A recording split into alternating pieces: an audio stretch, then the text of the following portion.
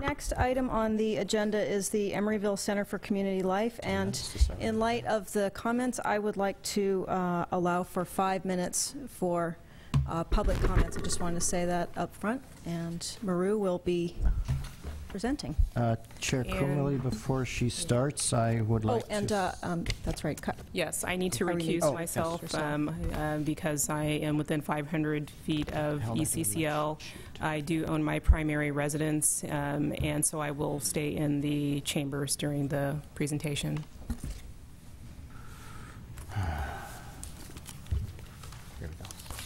I'd like to make a few opening remarks before Miru does her staff presentation. First, with regard to the city's authority over this project, normally school district projects are exempt from local land use controls, such as city zoning.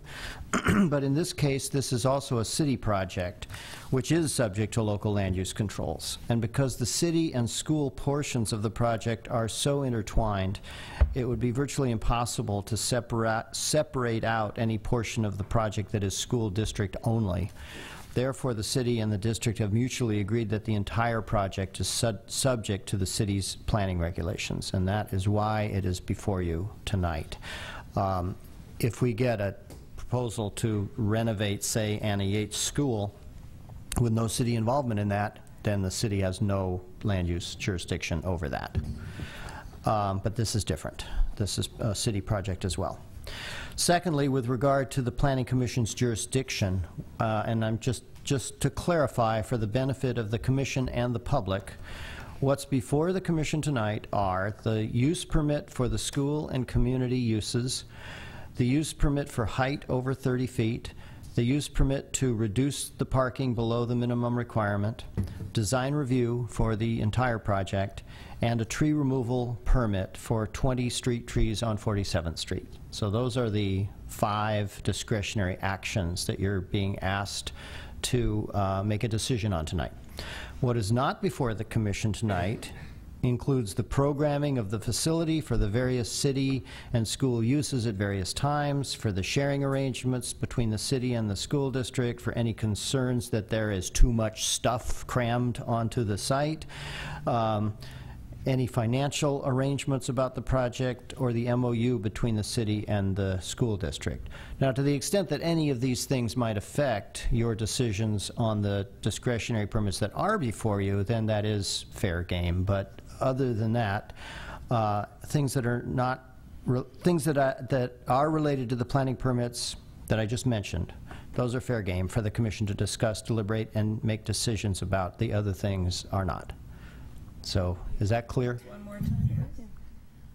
Use permit for school and community uses, use permit for height over 30 feet, use permit to reduce parking below the minimum, design review for the whole project, and tree removal permit for 20 street trees on 47th Street. And it's spelled out in the staff report, and it's spelled out in Mira's presentation. So those are the and those are all embodied in a single resolution. Oh, you're also being asked, of course, to approve the CEQA document that was prepared by the school district. You do that before you take action on these other permits. So anything that's related to those discretionary permits is fair game for you all to discuss and for the public to weigh in on. But things that are not related to those permits are not before you tonight. Can I ask a clarifying question about the CEQA review? So the city is a responsible agency for CEQA? Correct. And as such, the Planning Commission, are we making a recommendation on the MND, or what is our actual action on the MND? The IS-MND, Initial Study Mitigated Negative Declaration, has already been approved by the school district as the lead agency. They had to do that before you could consider it as a responsible agency. As a responsible agency, and that occurred last Monday, July 15th. As a responsible agency, your charge is simply to confirm that you have considered the CEQA document prepared by the lead agency prior to making your decision, and that you find it adequate, basically. And of course, the mitigation measures that are identified in that CEQA document are incorporated into the conditions of approval. were wanting to add any conditions of approval to the CEQA. Is that part of our purview or no? Well, you can add conditions of approval. They relate to the, I'm confused. You cannot add any additional mitigation measures to the CEQA document. You may add conditions of approval to the project. Thank Okay. you, Mike.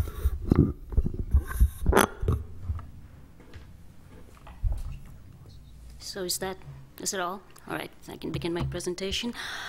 This is going to be one of my larger presentations, just a brief outline. I'll be talking about the project description, and then talking about the conformity of the project to the general plan, the planning regulations, design guidelines, as well as stormwater requirements. This will be followed by an environmental review that was done for the project.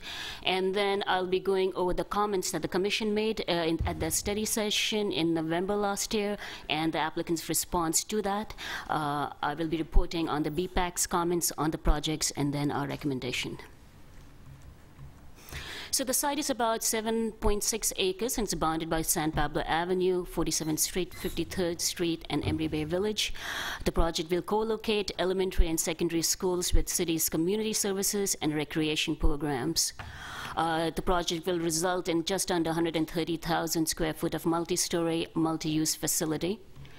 The building heights within the project will vary between 30 feet to the highest point would be 48.5 feet, and this will require bonus points. The project provides 28 off-street parking spaces, which is less than what is required by our code, the minimum being 63, and will therefore require use permit. And 20 street trees are going to be removed along 47th Street as part of the project. The ECCL project, as you know, is in 2 phases. This approval is only for phase 1. Phase 2 project will need to come back to the Commission for approval in the future. So this is the location of the project site, San Pablo Avenue running here, 47th Street, 53rd Street, and Emery Bay Village at its western boundary. This is the bird's eye view of the project. There are 4 new buildings of varying heights, and this is the existing gym, which will be renovated. This is sort of an illustrative landscape plan, and there'll be a little bit more on that. So this is the site plan. San Pablo Avenue is on to your right.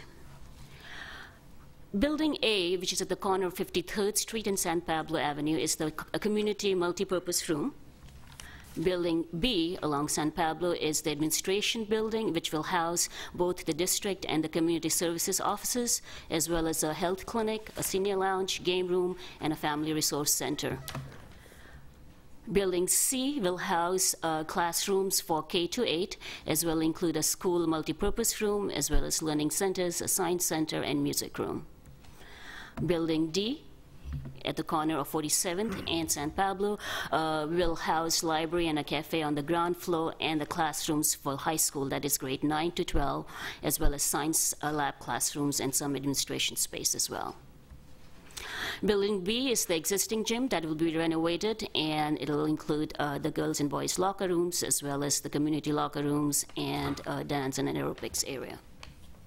Now these are various different open common spaces. We are calling it Community Commons, and it will also include a K-5 play area. This is the community plaza between the administration building and the community multipurpose building. This is the library court. These are the learning gardens. This is the K-8 West Terraced open area. This is the flexible play area for grade 6 to 8. This is the area for social space for high school students. And there is an upper level dining terrace for high school students as well. And this is the sports field. This is the swimming pool, which will be used by both the community as well as the school. And this is the parking that is provided on site. This is the elevation on San Pablo Avenue. You have 47th Street right here, and this is the library. So moving from south to north, these are the elevations, and which will end at 53rd Street right here, and this is the community multipurpose room. This is the 47th Street elevation.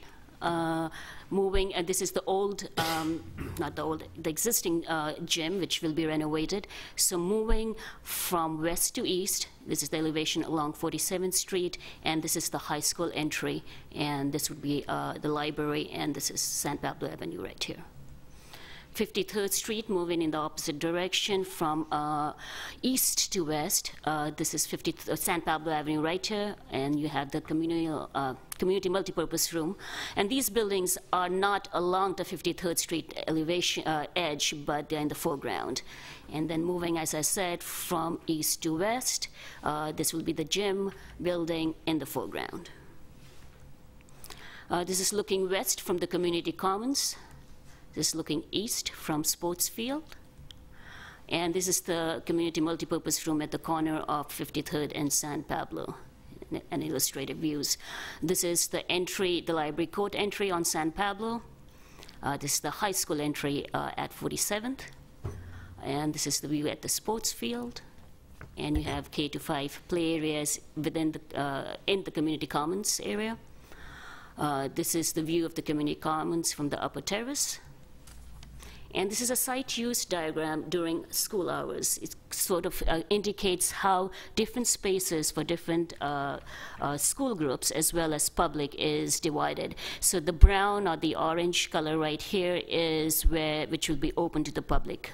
And the public entries will occur, there are 2 entries on San Pablo, and there's an additional entry on 47th, which would lead to the pool area. As you can see, the purple or the blue is for the K-8. The green is, again, K-5. The gray is 6 to 8 play area, and you have the school multi-use areas, and the reddish is the high school. This kind of gives you a breakdown of the active outdoor spaces. The blue is the public open areas, the brown is K-8, and the green is 9 to 12, and then you have this area for 6 to 8, grades 6 to 8. It works out in terms of per student of play space. K-5 is 62 square feet per student. Grade 6 to 8 is about 113, and high school is 77 square feet per student. This is a comparison of the active outdoor density, that is students per acre of ECCL, which is 188 students per acre, and Yates is at 400, and these are different schools in the vicinity. This kind of shows the operational diagram in terms of how different spaces are going to be secured. There are gates, as you can see. There are 2 levels of gates. This is a public entry, and this gate, it is a secure gate, but will be open during school hours to the public. These are gates, the ones with the gray circles. These will be closed to the public during school hours, and they'll be locked during school hours.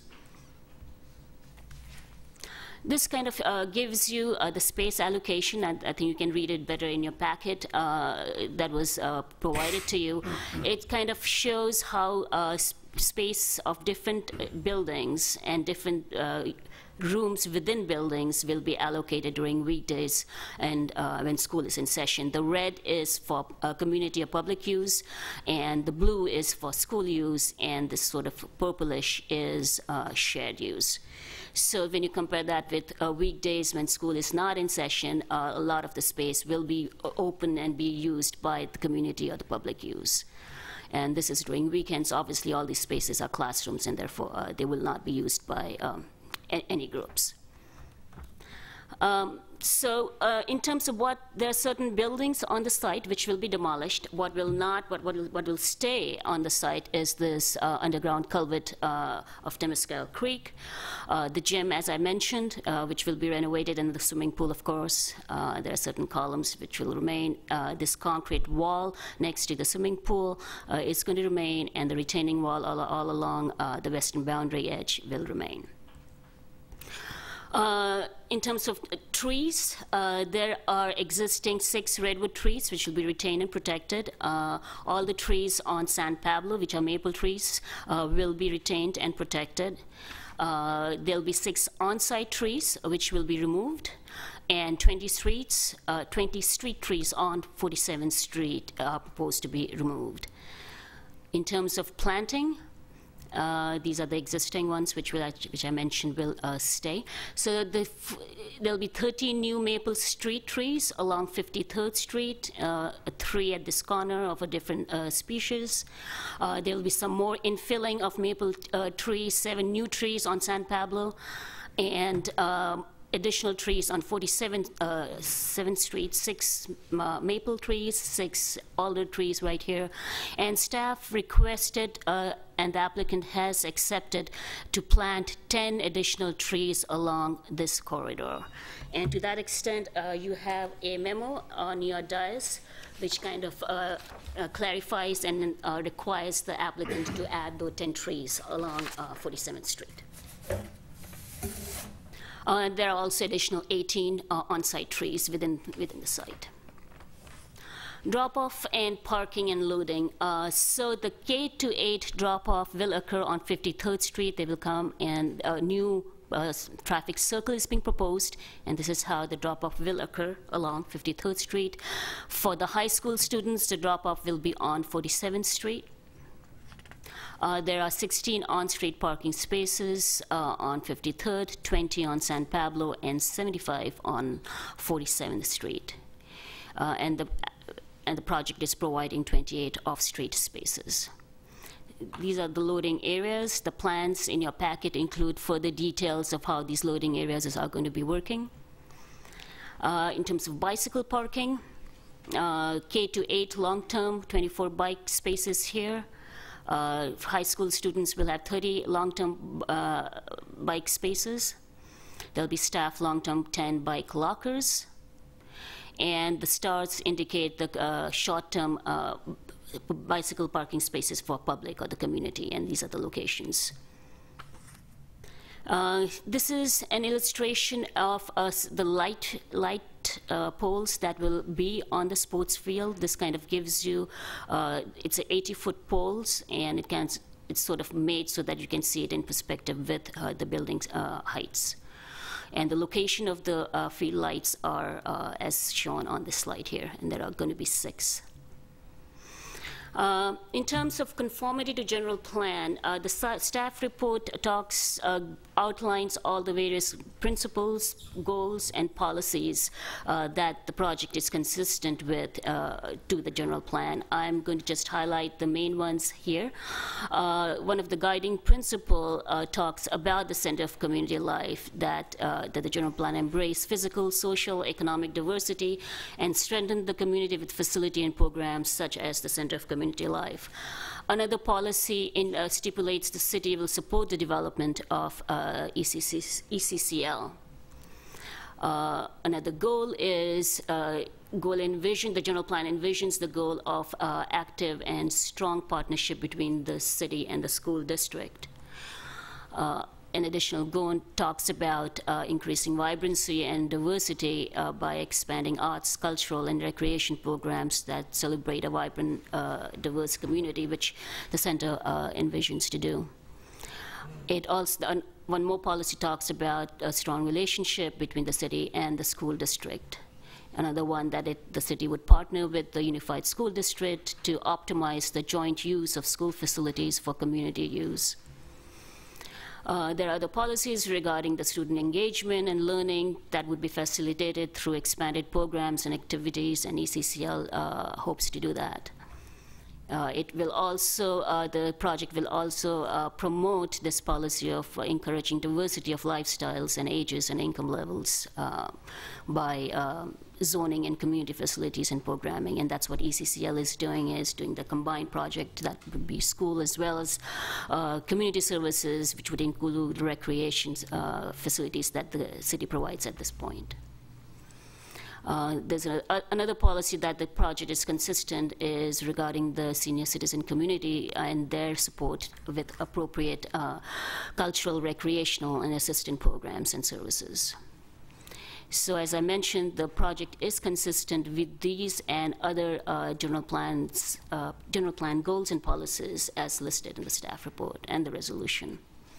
This is the general plan land use diagram. The site is the public land use, as well it falls within the neighborhood retail overlay. And the public land use defines a variety of public and quasi-public uses, which include schools and community services, and ECCL project is clearly consistent with this description. Regarding the neighborhood retail overlay, with respect to large establishments, it stipulates that such uses serve the local community and are designed appropriately with pedestrian orientation. With its cafe, library, community services, and pedestrian orientation, especially along San Pablo Avenue, the project is consistent with this project, with this description of neighborhood retail overlay. This is the parks, open space, and public services diagram in the general plan. The project includes several designations. As you can see, this diagram envisions a joint school district joint use, which is right here. There is a greenway. 53rd Street is a greenway, and green streets include 47th Street as well. And the whole facility, well, that'll come in another plan. It's in pedestrian. So, and you also have the Temescal Creek that runs through the site. This chapter of the general plan gives a large detailed description of the ECCL, which I'm not going to read to you, but as you can see it on this slide, and the project is clearly consistent with this description included in the general plan. As I mentioned, 53rd Street is a greenway, and it's an east-west greenway, which it describes will follow the alignment of Temescal Creek and will include water features and other amenities to celebrate the creek. The project will add 16 new street trees to 53rd Street, where none currently exist, and will introduce ecological planting, a learning garden, and a bioretention swale to emulate the creek.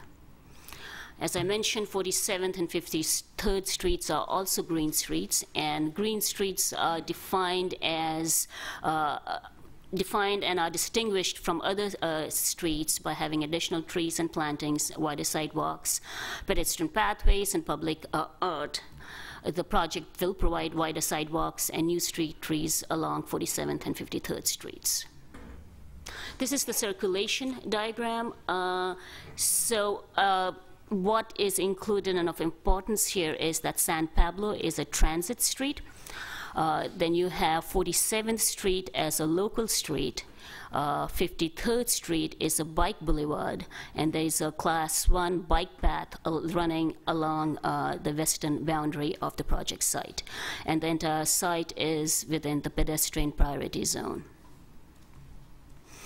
So the transit street basically promotes transit. It is meant for high volume traffic, and these streets are to accommodate moderate to high volume traffic, and that pedestrians are accommodated with ample sidewalks on both sides of the street and amenities around the bus stops. The project will provide a wider sidewalk on San Pablo to better accommodate pedestrians. There's a bus stop is across 47th Street to the south. 47th Street is a local street for low volumes of local traffic, where through traffic is discouraged, and pedestrians are accommodated with ample sidewalks on both sides of the street. The ECCL treatment of 47th Street is consistent with this description. Regarding the bicycle boulevard, and 53rd Street is one. These are through routes for bicycles, providing continuous access and connections to the local and regional bicycle route network. Through motor vehicle traffic is discouraged. High volumes of motor vehicle traffic is also discouraged, but may be allowed in localized areas where necessary to accommodate adjacent land uses. Local auto, truck, and transit traffic are accommodated in the roadway, but if there are conflicts, bicycles have priority. Traffic calming techniques to slow and discourage through auto and truck traffic may be appropriate. Pedestrians are accommodated with ample sidewalks on both sides of the road. The project is consistent with this description. The proposed traffic circle turnaround will provide a traffic calming effect for through traffic on 53rd Street, and although K8 pickup and drop-off may create localized traffic impacts, this is allowed on bike boulevards to accommodate adjacent land uses such as ECCL. So it's kind of not unlike the situation Berkeley High, which is adjacent to Millview Street, which is a designated bike boulevard. In addition, the conditions of approval of the project require installation of bicycle boulevard stencils and signage. A bicycle path, like I mentioned, there is a Class 1 bicycle path running along the western edge of the site, and bike path is defined by Caltrans standards that accommodates both bicycles and pedestrians, and motor vehicle traffic is prohibited. Phase 1 of this project does not include a bicycle path along the western edge of the campus as shown in the general plan. However, there is nothing about Phase 1 plan that would preclude such a path from being constructed in Phase 2. Therefore, the lack of this path in and of itself does not make the project inconsistent with the general plan. Regarding the pedestrian priority zones, these are zones on which high volumes of pedestrian traffic are encouraged along the sidewalk, and it includes zones around neighborhood centers, schools, and public facilities. In these zones, the sidewalks need to be wide with ample pedestrian amenities. ECCL project is consistent with this description by having a wider sidewalks on all three sides of the streets, that is San Pablo, 53rd, and 47th. The project, now moving on to conformity with the planning regulations, the zoning district in which the project lies is public. P is the base zone with a neighborhood retail overlay along San Pablo Avenue frontage to a depth of 50 feet, and it is also on pedestrian priority overlay along San Pablo 47th Street and 53rd Street. The use classifications of the proposed use are schools and community assembly. Both of these uses require use permit and use permit in the public zone. In terms of FAR, the base FAR in this area is 1.2, which can be increased to a bonus FAR of 1.6. The project is way under the FAR that is being proposed is 0.39, so the project's FAR is permitted by right. In terms of height, the base height here in this district is 30 feet, and bonus height can be increased to 55 feet. The maximum project height is 48.5, so this calculates to 74 bonus points that would be needed for the project to have a conditional use permit for additional height. Staff is recommending that the Commission grant the 74 points under the category of flexible public benefit, as the project provides a variety of public benefits, including a new library, community multipurpose building, community commons, community wellness center, and a renovated gym and swimming facilities. In terms of parking, for the project, what it comes down to is a parking spaces requirement of 63 to 105. What they are providing is 28, and therefore it requires a use permit to provide parking below the minimum. Bicycle parking, the requirement is 1 short-term and 1 long-term space per required auto parking space, which calculates to 6 to 11 short-term and 6 to 11 long-term spaces. The project provides 60 short-term and 64 long-term spaces, and therefore it exceeds the requirements. In terms of open space, the requirement is at least 5% of the building area, and that calculates to about 6,500 square feet, and the project provides a lot more than what is required, almost 5 to 8 times more. In terms of general findings that you need to make in order to grant the conditional use permit, and just to remind you again, you are granting a use permit for the uses for height above 30 feet and allowing parking below minimum.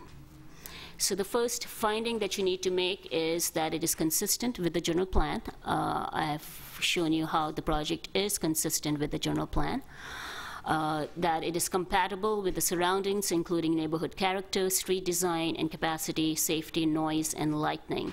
The project is as envisioned in the general plan. These issues regarding capacity, safety, noise, and lighting were analyzed in the ISMND and found to be compatible. The third finding is consistent with the capability of utilities and public safety services. These was again examined and analyzed in the ISMND and found to be consistent as mitigated. In order to the fourth finding would be that the service of the facility that will contribute to the general well-being of the surrounding neighborhood or community. This project implements a community vision that has been planned for the past almost 10 years. That the project complies with planning regulations, and I went through several slides showing that how the project complies with the planning regulations. You need to make special findings for use permit for height above 30 feet, and this is that the project will provide public benefits beneficent to earn the number of points required for the bonus amount requested. As I mentioned, the bonus point that the project needs is 74 points, and staff is recommending that you provide that you count the bonus points under the flexible category, since the project provides a variety of public benefits, including library, multipurpose building, community commons, wellness center, and renovated gym. You need to make special findings for parking below the minimum that is required, and that finding is that adequate measures will be put in place to reduce parking demand, such as promoting use of public transit, bicycling, walking, and allowing modified working hours. There are conditions of approval that require a TDM plan, a parking management plan, and an employee trip reduction program. And these plans aim at reducing parking demand by encouraging use of public transit, biking, and walking. The project provides 124 bicycle parking spaces, like I mentioned, and that is almost 5 times more than the requirement. An additional finding that needs to be made is that the reduction of required parking spaces will not result in parking impacts on adjacent uses due to overflow parking. There is ample on-street parking on 47th Street west of San Pablo, and there are a few other adjacent uses. There are about 75 parking spaces on 47th Street here, and main use on that portion of the street will be ECCL. So with the implementation, of above measures for reducing parking, off-street parking lot and the adjacent on-street parking on 47th as well as San Pablo and 53rd should be able to adequately serve the proposed use with no overflow parking. In terms of conformity to design guidelines, as listed in staff report and the resolution, the project complies with the applicable design guidelines in the following areas: sidewalks, parking, site planning, massing, building, articulation, architecture, open space, and signs. There are certain area-specific design guidelines as well, and the project is located in several specific areas. San Pablo Avenue is located in neighborhood retail overlay / neighborhood center and pedestrian priority zone. 53rd Street is a greenway / green street and within the pedestrian priority zone. 47th Street is also greenway / green street and within the pedestrian priority zone. Where there are inconsistencies, the guidelines shall be prioritized as follows: neighborhood retail overlay / neighborhood center, that is San Pablo, followed by greenway, green street, and then the pedestrian priority zone. Where there are no inconsistencies, all applicable guidelines apply. So now to the sidewalks and the width of it. This is for San Pablo Avenue. Our design guidelines for neighborhood retail overlay require, require a sidewalk corridor of 15 feet minimum. This includes an 8-foot sidewalk or a pathway. with 4 feet for landscaping and 3 feet for building entry and public space. This is existing San Pablo Avenue. We have a corridor of 14.5. There is a 4-foot landscaping with an additional 1.5 foot area along the curb, and the sidewalk is 6 feet and 1 inches, and there's additional 3 feet of landscaping next to the building building wall. What is being proposed is this. We have a sidewalk corridor of 16 feet 1 inch, a sidewalk pathway of 7 feet 8 inches, a landscape corridor of 5 feet 5 inches, and you have a flow-through planter of 3 feet next to the building wall. Regarding greenways and green streets, and these are applicable to 53rd Street and 47th Street, the sidewalk corridor is again 15-foot minimum width. You have a 2-foot building entry, public space area. You have a sidewalk pathway or pedestrian pathway of 8 feet and a landscaping area of 5 feet. This is existing 53rd Street. There are no trees, and you have a sidewalk, a pathway of 5.5 feet. What is being proposed? This is 53rd Street at the bioretention swell. You have a sidewalk corridor of 20 feet and 2 inches with a sidewalk pathway of 6 feet. You have a landscaping area of 3 feet, and then you have this bioretention swell of about a little over 11 feet. This is 53rd Street at mid-block. You have a corridor of 19 feet 7 inches, a sidewalk of 6 feet, landscape area of 3 feet, and you have an ecological planting area of about a little under 11 feet. This is the 53rd Street at the sports field exit stairs. So more towards the western side of 53rd Street. You have a clearance corridor of 20 feet with a sidewalk of 9 feet, and you have this concrete steps and landing, which is about 11 feet.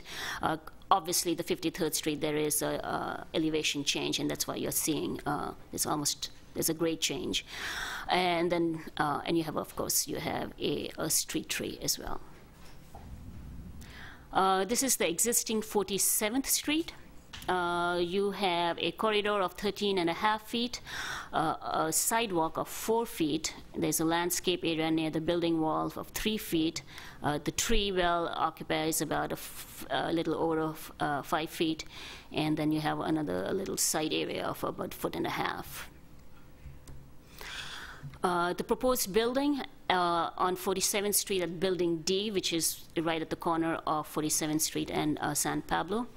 The corridor is 25.5 feet, the sidewalk is 14.5 feet, the landscape area is 5 feet, and then you have a flow-through planter of 6 feet. Along 47th Street, it varies, the sidewalk. So what I just described is along this area. And this is how the actual pathway of the sidewalk varies between 14.5 feet, which is at the broadest here.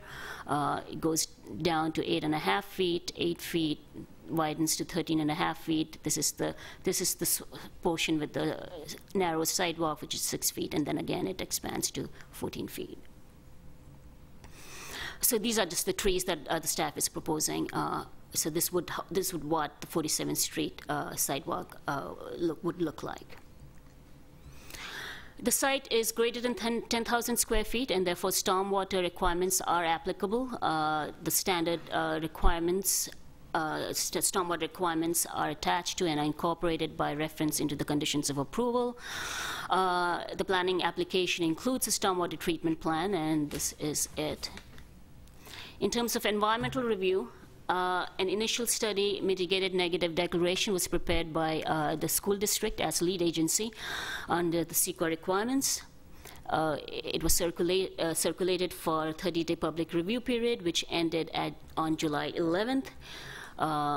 2 comment letters were received, one from the city concerning sports field lighting, and one from 27 community commenters with 28 comments on 18 different topical areas. These are all attached to your staff report, by the way. The school district certified the ISMND on 15th with certain modifications as requested by comments, and these modifications are also summarized in a memo and attached to the staff report.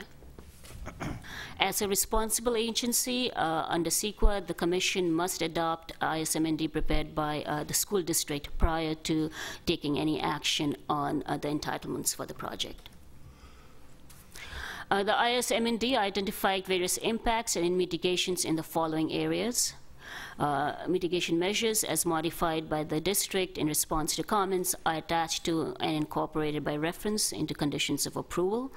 The ISMND also identified a number of recommendations regarding traffic and parking, and these too have been included as conditions of approval in your packet. As you may recall, there was a study session held in November of last year. One of the comments that the Commission made was to improve building treatment at 53rd and San Pablo corner. The applicant in response has added glazing on the north elevation, used different color painted plaster, and metal wall mounted signage. The Commission also wanted distinguishing architectural features to identify use of buildings, wider overhangs, and that San Pablo elevation should read as the front of the project. Design details differentiate buildings, storefront glazing on community buildings. You have metal wall mounted signage. There are large canopies at both the 47th and 53rd Street school entries. San Pablo elevation has improved with color, and more dominant public entries have been proposed to the community plaza and the library court. There was a concern about adequacy of usable and functional open space for students. This has not changed, and the applicant has provided analysis comparing what they are proposing with other school facilities, and that was something that was in your staff report, and I quickly went through that as well.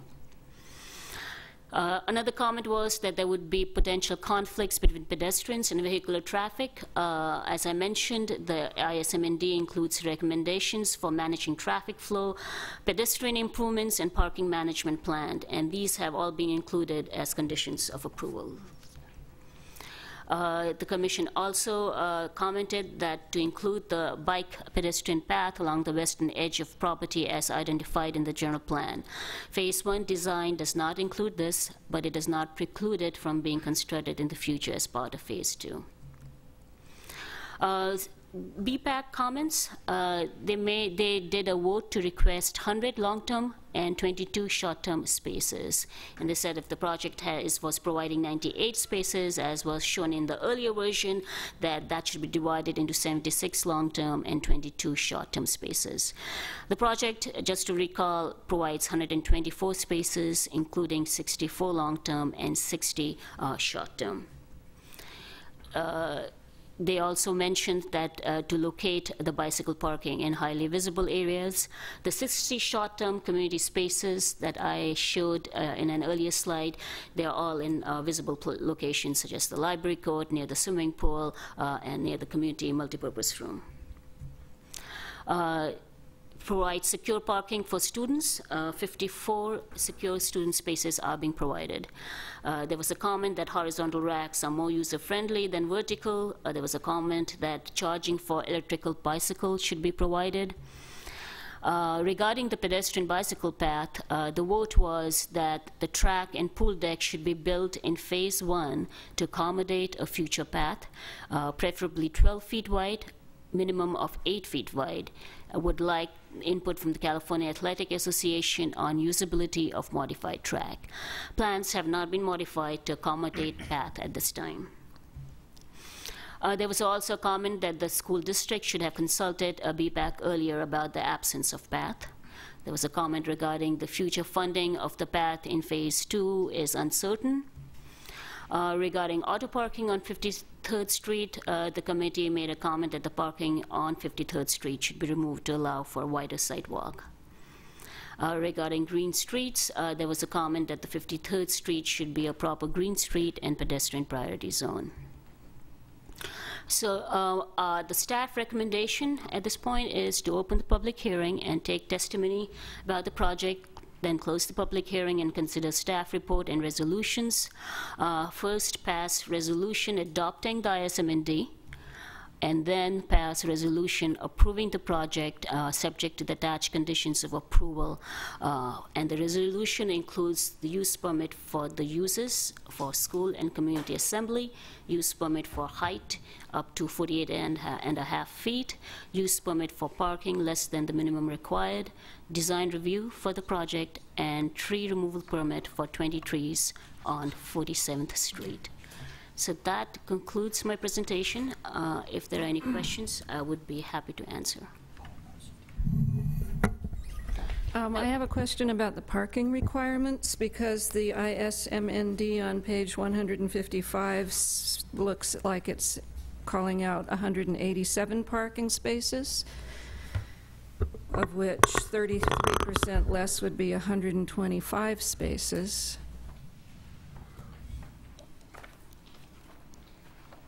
Can you tell me the page? 155.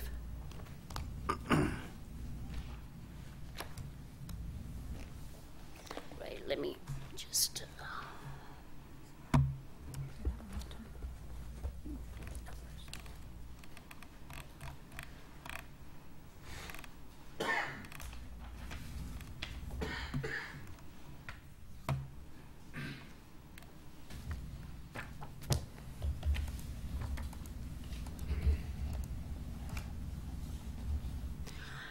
So it's the way of calculating, the way they have calculated, they have calculated by different uses, which include the library use and the community services. Mira, use the microphone.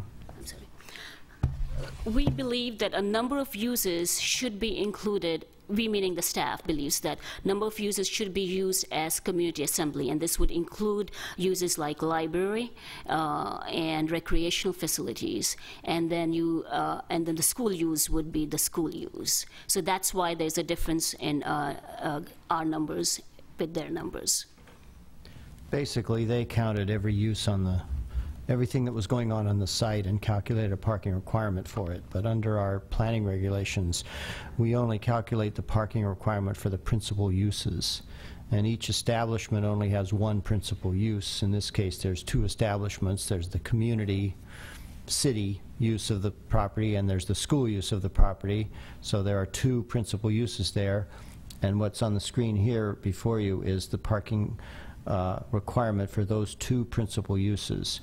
We would not include all the accessory uses that the CEQA consultants used in their calculations. But I think bottom line is it doesn't really make a difference. The fact of the matter is, no matter how you calculate it, they're way short on parking, on-site parking, and so you need to approve that use permit. Whether you use their numbers or staff's numbers, you still have to approve that use permit for the reduced parking, which, as Miru explained, is mitigated by having all that on-street parking that they're providing. That's our assessment. We noticed that when we were writing the staff report. We noticed that our parking calculation didn't jibe with what the CEQA consultant came up with, but you know, that's how it goes. So a question for you on determining the priorities for if we have a green street and a greenway and a pedestrian priority zone and a neighborhood retail. What is it that determines those priorities? That's the way it's defined in our guidelines. Yes, so the priorities are defined. Yes. Okay. And the reason why that is because, for example, the corridor dimensions are a little different. Mm-hmm. So, for example, the pedestrian priority zone is narrower corridor width than, say, the Green Street or their neighborhood retail overlay. So when these two are inconsistent, then we need to use the priority, and the priority is the wider sidewalk in this case. Okay, thank you. Any other questions?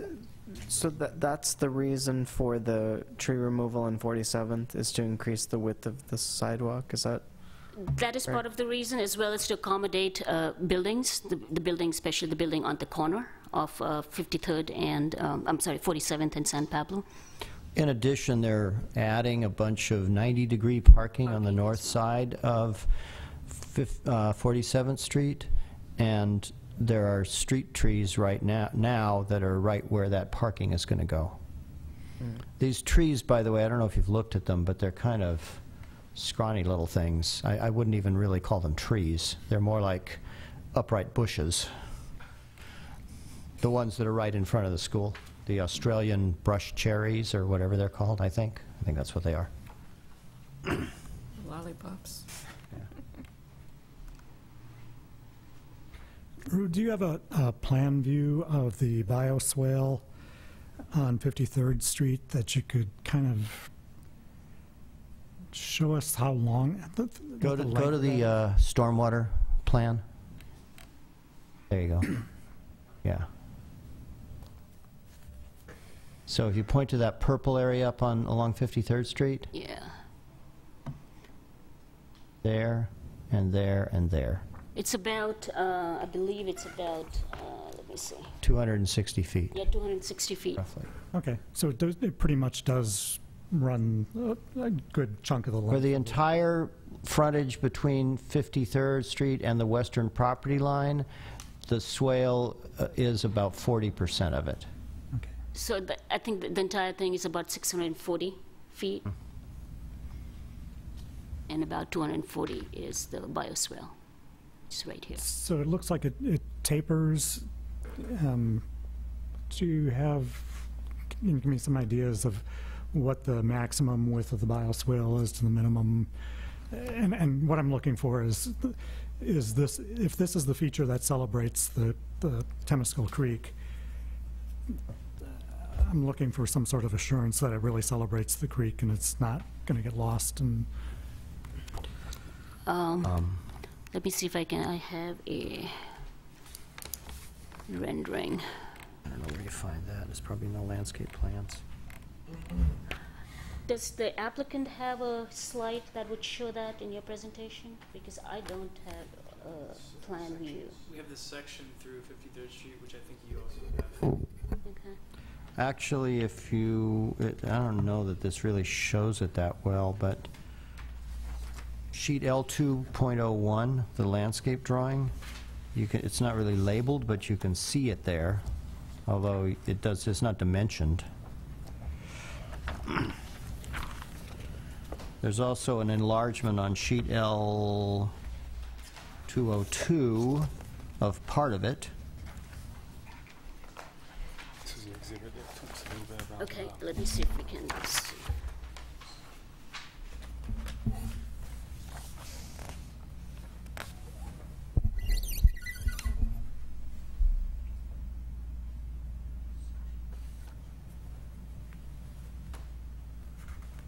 Did you want to come and explain?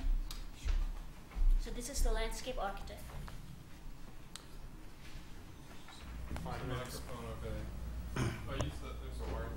Oh, this one? Yeah. Hi, my name's James. Is it on? Hello? Yeah, I think you're good. Is that working? Yeah, Okay. Hi, my name's James Munden from Marta Fry Landscape Associates. The exhibit? We can't hear you. You can't hear me? Hello? Testing, testing.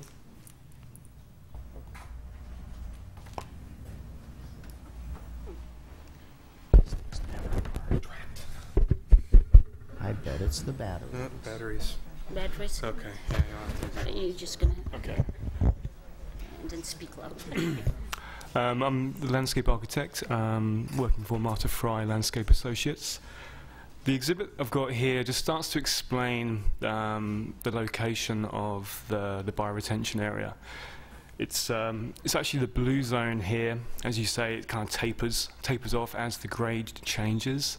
But the important thing to note is that where we're showing where the actual bioretention area is also going to be mixed in with a lot of natives and Mediterranean plants that will be in addition to the actual riparian planting mix. but there's going to be a lot of overlap. And so even though, as I say, the blue zone that you see here, here, and here, which is very much part of the learning gardens too, it's going to feel like one long expression. And as I say, I think there's going to be a lot of overlap with the different planting. So it will feel like, you know, it's a bioretention going all the way across. But as I say, due to the constraints of the site and the program, obviously, of the sports field and needing to have a level playing field, we're working with the best that we can in this situation. But I do feel that it will feel like an expression of a riparian habitat. So hopefully that explains a little bit more. Oh. Okay. Maybe you Is this can put working? up the It's working cross now. sections as well. Yes. You had the sections, didn't you, I think, up on there? I have another one.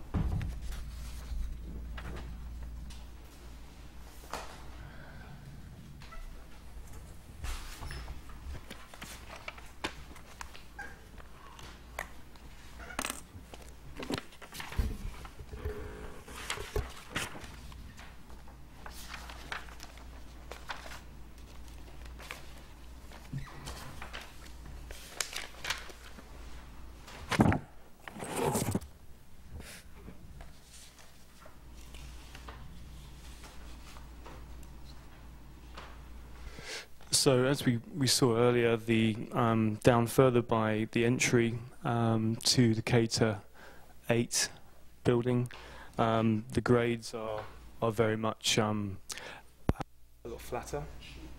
Is it still working? So this section AA, this is the section that will run along the bioswale, which is about 40% of 53rd Street.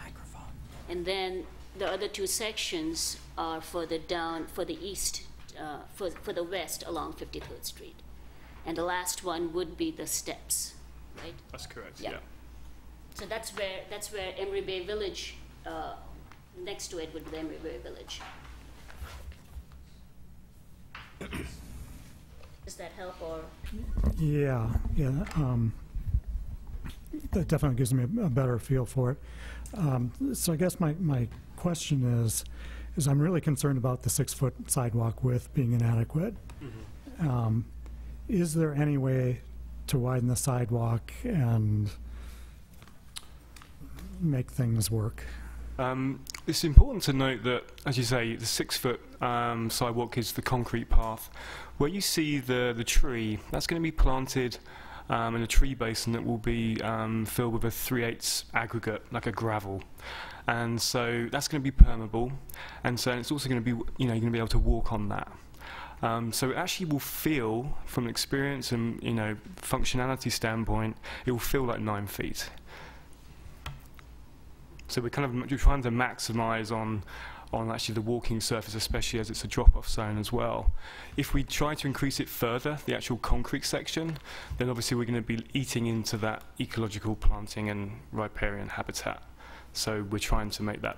Yeah, it's definitely a trade-off. But is there any reason that you, other than just the aesthetics of it, is there a reason that you couldn't do a small retaining wall and widen the sidewalk? Yeah, you could do a small retaining wall, and that's obviously what is currently there at the moment.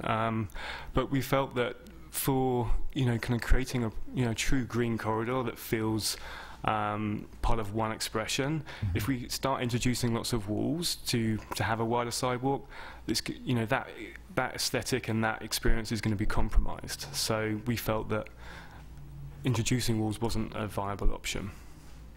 Okay. Thank you. Okay.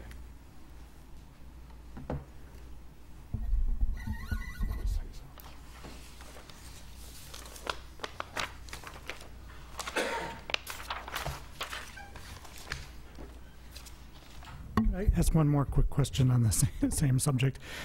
What's the spacing between the tree wells on 53rd Street?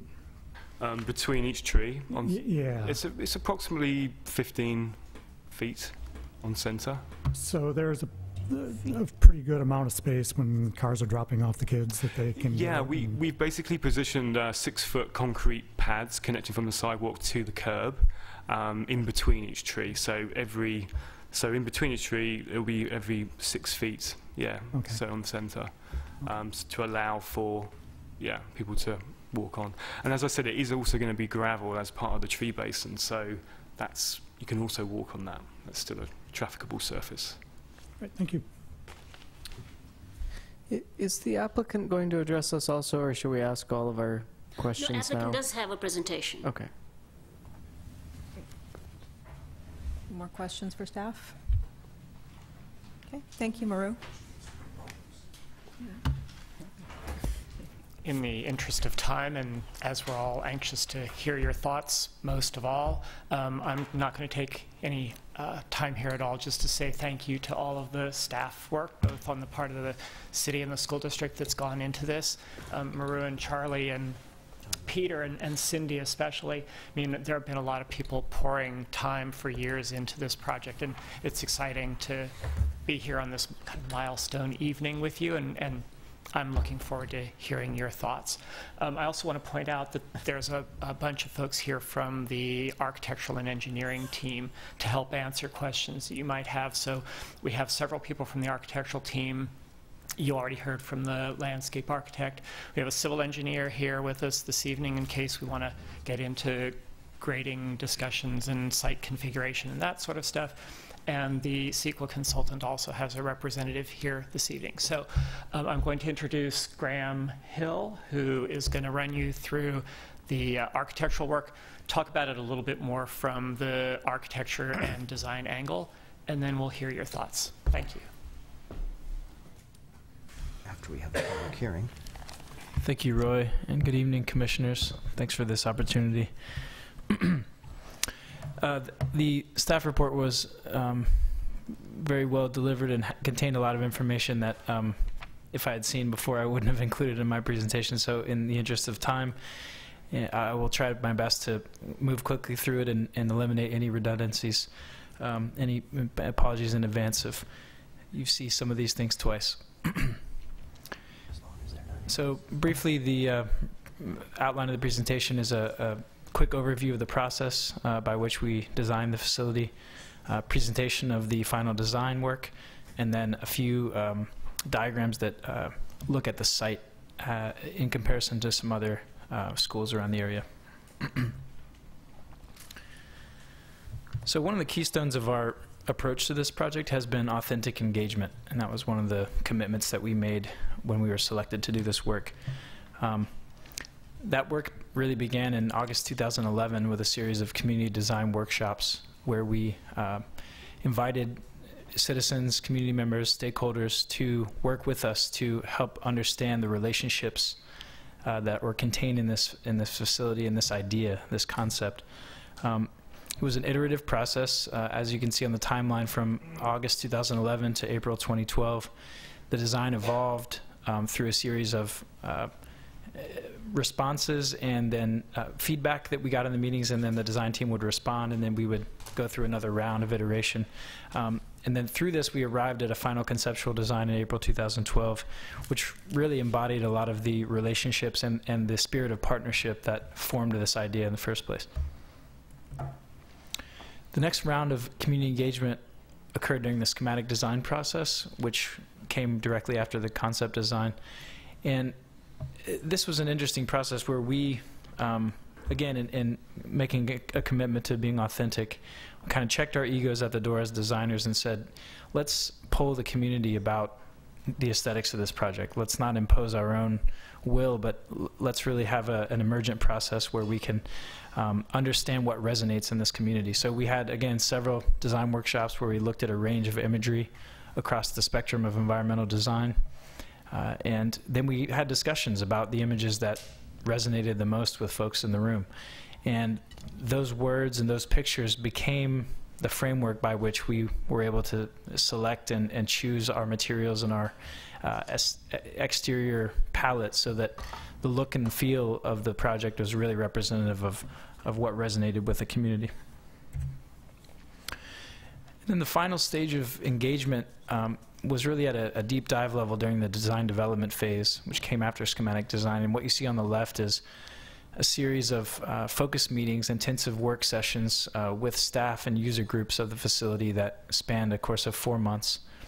And in this work, we dived deeply into the interior environments of each space in the project and really understood the functional requirements, the particular aspects of each space that needed to cater to that user group.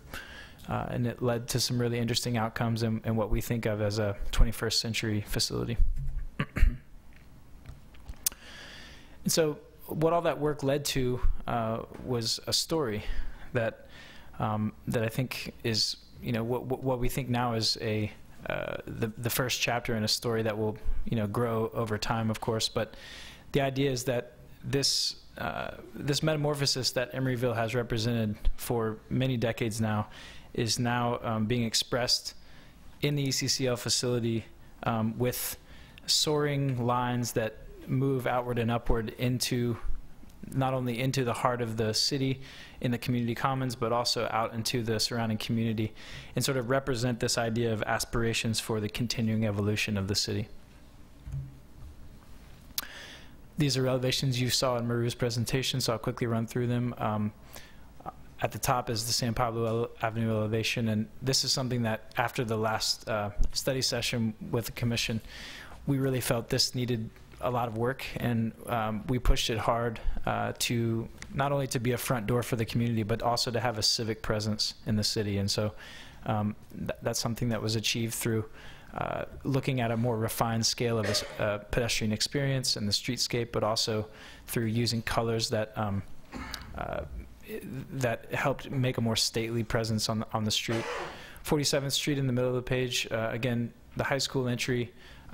You see here that this image has been modified from what you just saw in the previous presentation to show the additional trees in front of the renovated gym facility.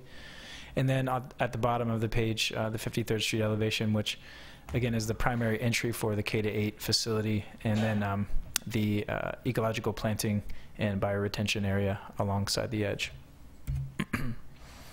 These are two elevations on the interior of the site. The top image is the community canvas, which is the backbone of the project, not only physically where it sits, but also in terms of an armature that can grow and evolve over time and can not only display signage for the project, but can also become a framework for hanging student artwork and displaying community art. We're really hoping to help develop the public art component of this project around that canvas.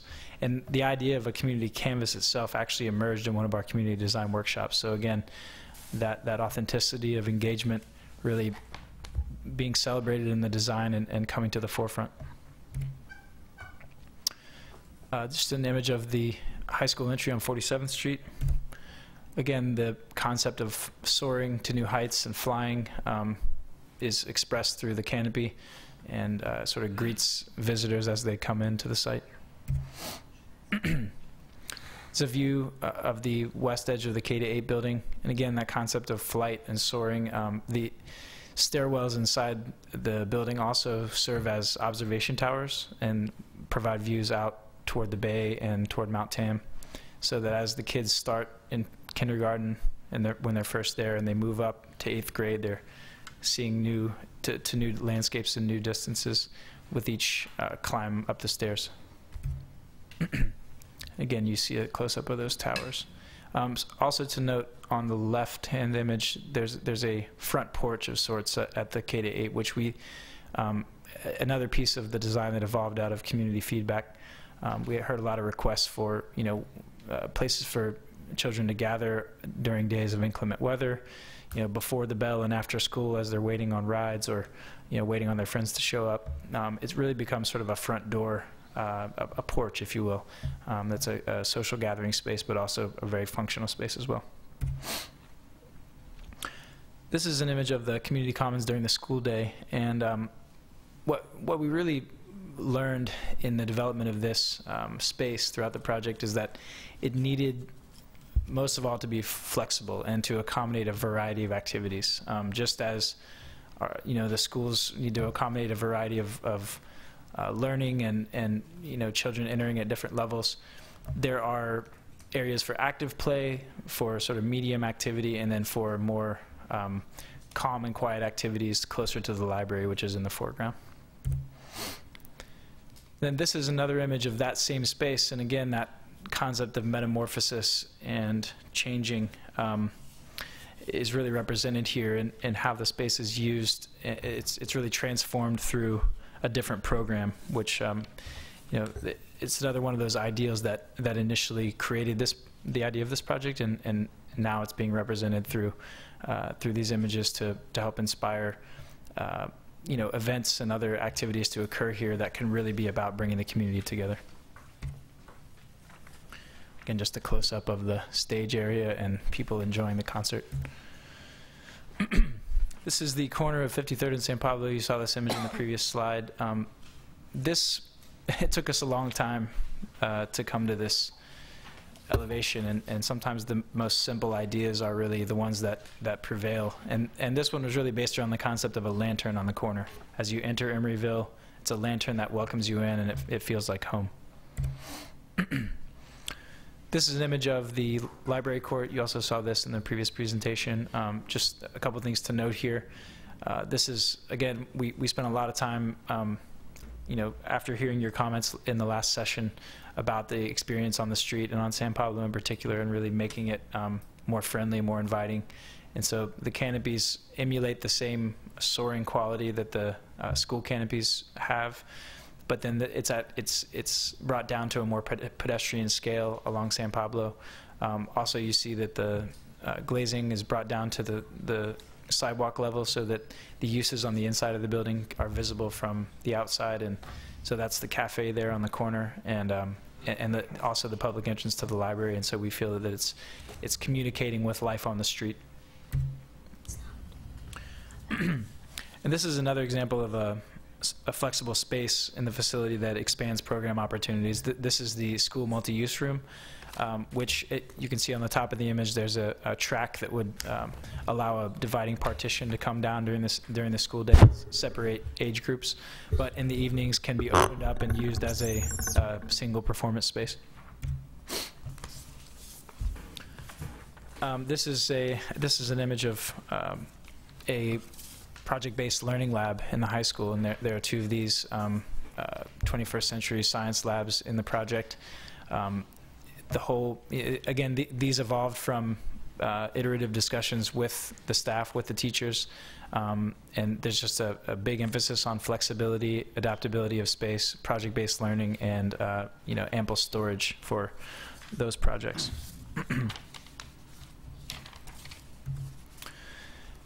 This is the community and school library.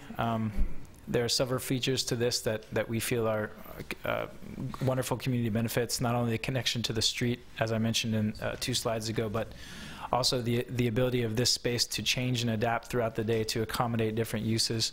There are meeting rooms in the back of the image that you see there that can accommodate community uses, as well as classroom functions. And then zones within the library itself that cater to different age groups and learning environments. And of course, incorporating digital media into the library is a big priority. This image is really what we like to think of as the living room of the community. This is the Welcome Center at the Community Services and District Administration building, looking into the Community Plaza and then the Community Multi-Use building in the background. Again, you see the canopy signaling the entry from San Pablo, and then a relaxing space provided that has seating and some shade, as well as some sunny areas so that people can sort of enjoy it all day long, even when school is in session.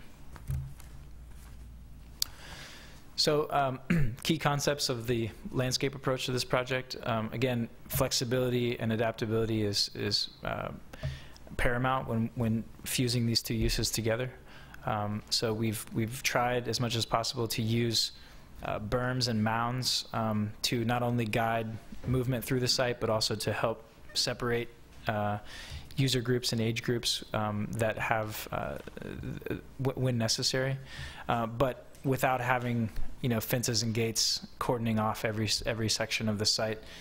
We tried as much as possible to, again, use landforms and planting to create those separations.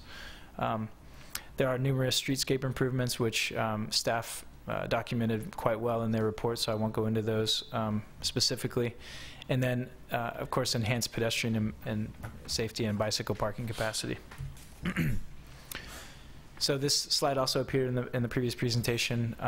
I won't go too deeply into it, but again, school hours, and then you can see the transformation that happens during the evening and weekend when the majority of the site is either full public access or limited access, secure controlled access. The operational diagram, again, this is, you saw this before, but the image on the right shows the visual of what those would look like. And again, one of the challenges we had in this project was to maintain a welcoming and an open feel while providing the secure separation between user groups. So the way we've achieved that is through these folding gates that allow a visual connection when they are closed, but when they're open, they fully connect the spaces to each other. The stormwater management plan, which you saw in the previous presentation, again, complying with the county C3 guidelines, pervious paving and improved drainage throughout the site. There are a series of flow-through planters, which you see in purple, that are adjacent to all of the buildings, that not only soften the building edge, but provide an educational opportunity for understanding how rainwater comes off the roof and down into the ground and then out into the bay. In a similar way, the bioretention basins are distributed throughout the campus so that in the future, much like occurs at Doyle Hollis Park, there can be signage that can be educational and integrated into the curriculum. These are the sections we discussed, 53rd Street. I think we've gone over these enough.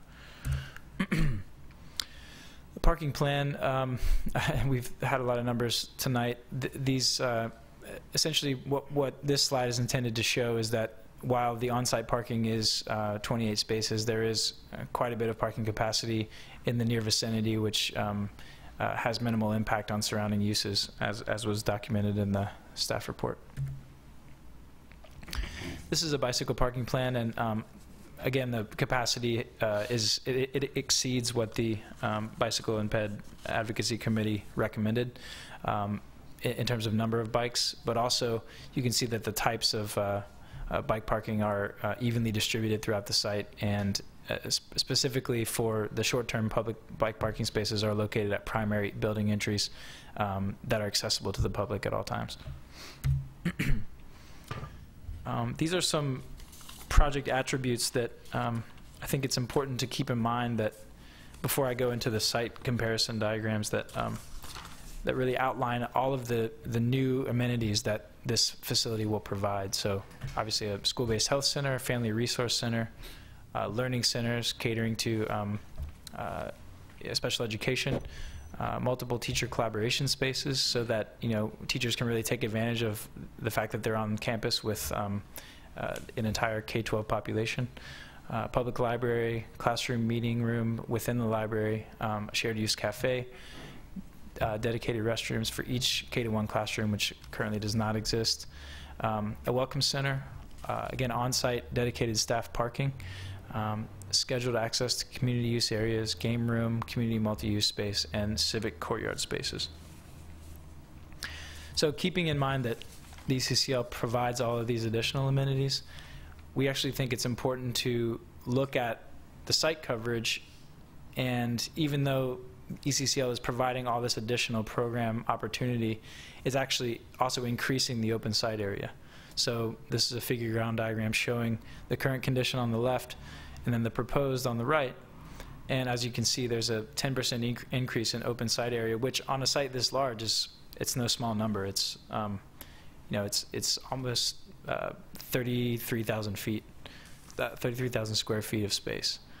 So it's an important metric.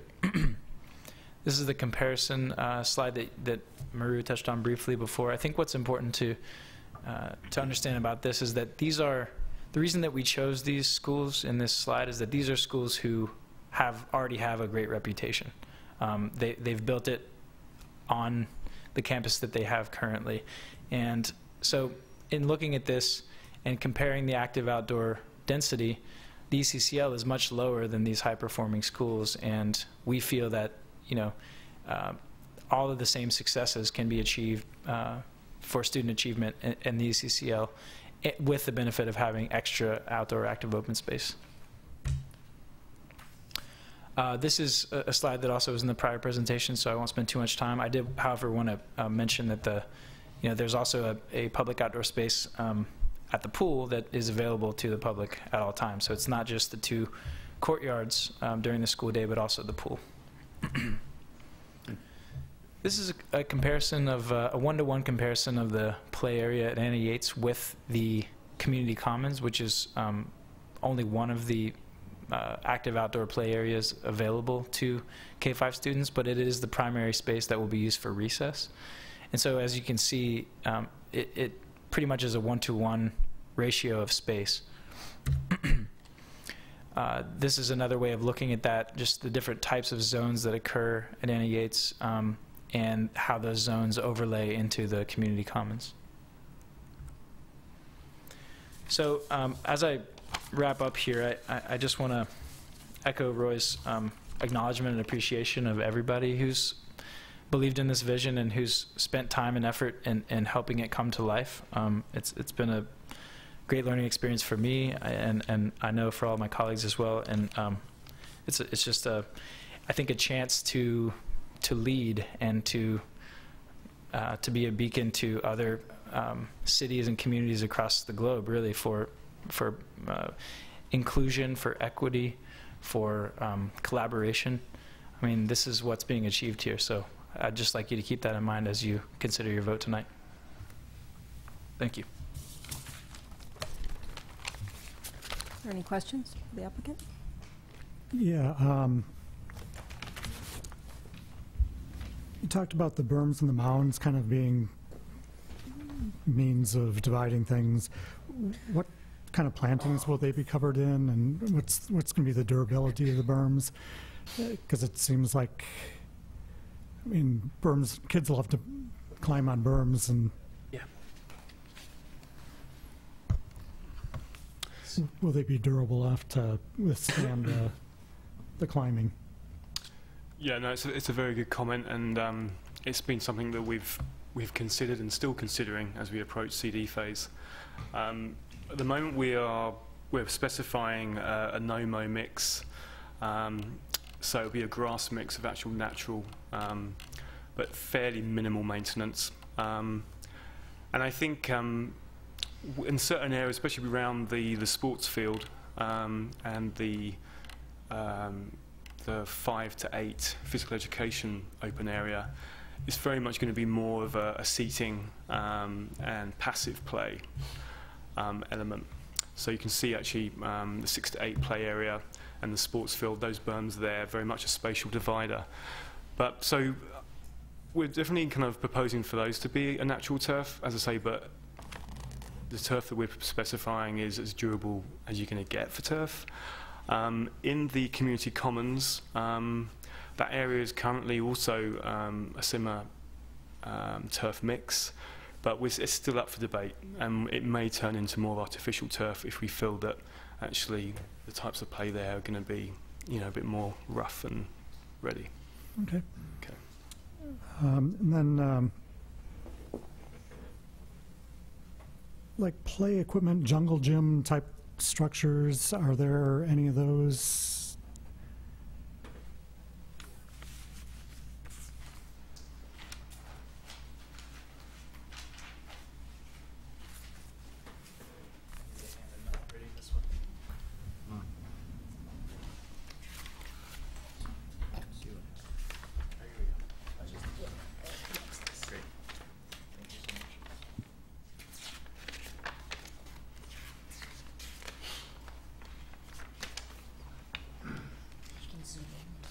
Okay.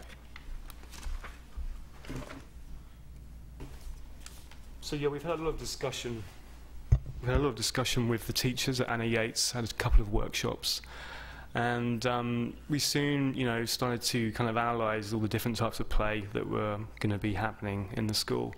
High activity, medium activity, and more passive play. And the site in particular for the community commons, for the K-5 area, K-5 students, is pretty much an even split. 30%, 33% will be, really wanting, having high energy, and et cetera, So the climbing structure, what's known as a wall holler, is a vertical element which we were trying to, we integrate really well with the community canvas, offers a lot of high activity play, and it's also an opportunity for climbing as well on the outside. Along with that, there's a lot of imaginative play blocks, which are known as called block play, and again, that's kind of catering for more of a intermediate kind of activity zone and a different type of play. And then there's a lot of, after having a lot of discussions with the school teachers and also observing play actually at Anna Yates, we realised there's a real strong need for ball play. So in the community commons, there's going to be a lot of overlay of for soccer and basketball, tetherball, foursquare, hopscotch, etc. Okay, and the community commons that where this play structure is, that is open to the public when the school's not in use? Is that? Yes, that's correct. Okay. Yes. Okay. Then can you describe the secure bike parking? What do you mean by secure? Maybe I'm not sure who the question is for there. The secure parking, there's different types of secure parking. I mean, there's secure parking which is within the school gates, and they are obviously going to be under surveillance. Then there's there's actually 10 lockers which are going to be in the on-site parking area, which will probably be more dedicated for staff. So that's the definition of that. And maybe. Should we ask the landscape questions all at the same time since you're standing? Could you talk a little bit about the surfacing in the different areas and the different recreation areas and the track? It looks like you were talking about artificial turf track rather than a regular track and that kind of thing. That's correct, yes. You see up on the master plan there, the athletics field is going to be an artificial turf with a resilient rubber track surrounding it. All the way around, or just on the 100-yard track? It was actually initially going to be just on the 100-yard, but through discussion and looking at the general needs, we've kind of gone for it kind of circling all the way around. The reason for using artificial turf rather than natural turf was, I think, mainly for sustainability and durability and maintenance. When you kind of come through, if we're kind of looking at the plan, the athletics field and coming through into the 6 to 8 play area, that's going to be very much a lot of ball games, soccer, running around, basketball. That's going to be of an asphalt, I think, of material. And the same with the high school, kind of 2 basketball courts. Again, that would be probably more of a multi-use kind of hard court area. As you kind of go through into the community commons, where I was talking about the wall holler and those different kind of play elements for the K-5 students, we want to treat that as one rubber surface. Kind of treat the whole area as an area which is going to be safe and opportunities for lots of different play activities. As you move around, the general kind of surface material is going to be a concrete, and again, a lot of all the drainage will be kind of filtered through into bioretention areas and landscape areas too. So, how porous is the artificial turf? It's very porous. It's 100% porous. Okay. Part of our bioretention stormwater calculations take that into account, and so it's what you call self-treating. Okay, so it's not going to have this massive runoff from the sports field? No. It typically has subdrains. Yeah. And where is the spectator seating for athletic activities? Everything looks kind of tight there. If this mouse works, yeah. Oh, good. So yeah, you've got movable bleachers here. We've got 5 currently in there, so that's a capacity of I think it's 120. And then you also have the berms, which are more obviously informal seating, which could also be used for spectator viewing. And for the 6 to 8 play area, the kids have to come out of the building and then around by the track and through the little opening in the between the berms. Yeah, there's a few ways that you know, you can get access. As you say, as you rightly pointed out, you can come through and then through these zones here. And I think there's also opportunity through the school multi-use coming through, and then in.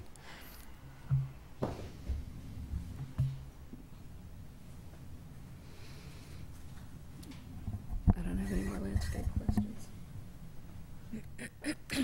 Can you you had a slide that a rendering of the community commons area that looked rather different from the plan.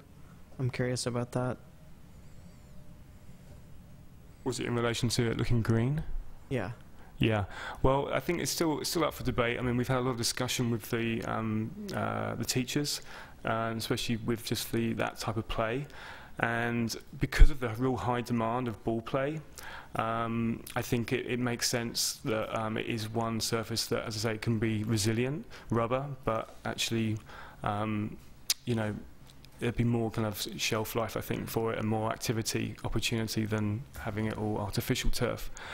And I think a lot of that as well, when we looked at those berms, which are of significant size, which will be natural turf, there's a good offset between natural and obviously man-made materials. I actually don't think we're talking about the same thing now. So can you put up the rendering of the? Sure. It's a few slides back towards the beginning.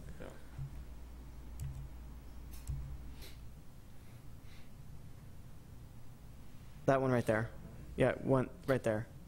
So that green space looks much larger than the green space that's shown in the landscape plan. Yes, I mean this looks like it accommodates rather quite a lot of people against this sort of stage area. That's correct. Yeah, it would occupy that amount of people. But is this consistent? This to me doesn't look like what's shown on the landscape plan. Are they? The landscape plan, yeah, has developed, and that's all one surface rather than it having a green area. Oh, I see. It's the same. The square footage is still 20,000 square feet, but the choice of materials have evolved to. So now it's been replaced with hard ball courts or something. Resilient rubber kind of play surface. Okay. But it's important to note as well, if you look at the mounds, they are going to remain a natural turf, or if it maybe go to an artificial turf, but it will be a green element. So can you talk about the evolution of the community commons? That's what we're calling this space, right? Yes, correct. So can you talk about the evolution of the community commons from the community amphitheater that we saw in the last iteration to this area, which feels much more like a school play yard? Yeah, I think one of the big kind of goals was to try and make this space obviously a great resource for the school as well as for the community. And I think that means that the space needs to be very flexible, as well as provide a lot of opportunity during the school hours for play and different types of play. The way we've designed it is allowing for that flexibility, and I think with seating and for kind of community events, whether it's being movie night or art fairs, there's the space and the opportunities for seating, informal seating, as well as actually introducing movable furniture to kind of house these different types of events. But as I say, more recently we've done a couple of workshops with the teachers, which has obviously evolved our ideas of actually what's needed for the different types of play, and we've kind of all come to a kind of like a agreement really with what's best for this space, and we feel that the community events as well are not being compromised by that.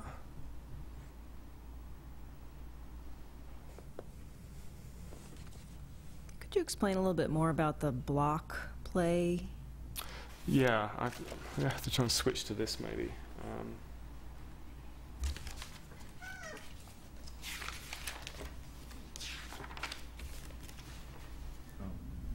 Press it again.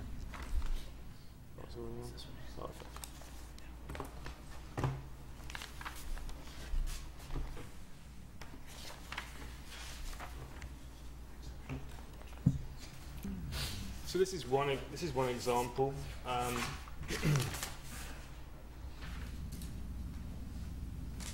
This is one example of block play. This is what's known as imaginative playground equipment. Now, we're not necessarily saying that we would have this particular product, but I think it's kind of taking the spirit of this, where there's a lot of movable objects that the kids actually get engaged with. And again, this probably is more for the younger years, so kindergarten, years 1, years 2, years 3. So it's really trying to kind of create a variety of play activities within this commons area that can cater for those different recess times. And this particular block play has been, is being used a lot more now, not only in community centres but also in schools as well. There's some material that's in the back of the, in the commons, in the back of the hoops. Is that chain link or what? Do you know? For the play structure? For the, I think there's a few hoops that are attached to the community wall. Play structure, yeah. That was just sort of, we started to think about how one could use that kind of wall, as a better word, for hanging other things, so that, yeah, for basketball. Is there, I didn't see any samples of what that material was going to look like, did I? For the rubber surface? Oh, for the wall? For the back? So I guess it's going to be some sort of metal mesh type? Yeah, I've got something that can...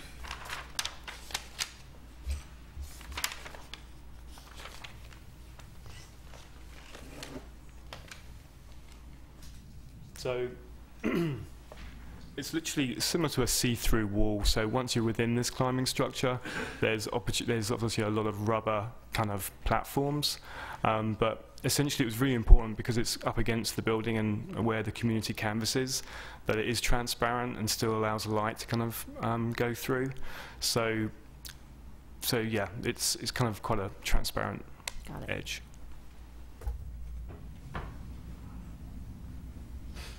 Was there any other questions? I think we're good with landscape questions. Thank you. Okay. Have any architectural questions? Yeah, question on energy efficiency and like a LEED equivalent, what you're targeting. Well, we've been tracking the LEED points. There's a checklist that our team is maintaining throughout the process, and actually, as we're working with Turner Construction to develop the project further during construction documents, right now we're tracking about a LEED silver level. When we have that documentation that we can, I don't know if we have it with us tonight, but yeah, currently the level, the tabulation, there are a lot of points in the maybe column, but we're being conservative with that estimate. Okay. So yeah, I'm Steve Kelly with Nexus Partners. The current project as it stands is LEED registered, or LEED certified, if you will, equivalent. We are exploring the idea of, actually very actively exploring the idea of photovoltaics on the roof through a PPA arrangement.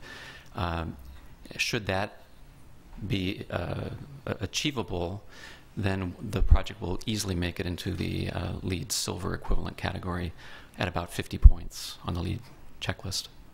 But you're not going to go for certification? It's never been the district's directive to the team to achieve certification. There's an extra cost for that. It can be achieved. So could you also speak to indoor air quality?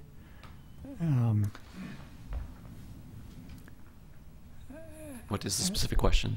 I think what brings us up, I was listening to an NPR blurb the other day, sure, and they were talking about the quality of air in our schools being low quality, and just kind of... Maybe you would like to.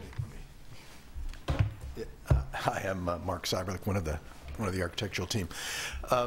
Air quality, the couple of options actually with the way the heating system and ventilation system work in the building. Outside air can be drawn in and filtered through a system through the roof, but it's also all the windows are operable, so there's kind of a choice. There's options on how you can at any one moment. So you can close it up, draw outside air, filter it, heat with inside, or you can open the windows. So that's a kind of a simple answer.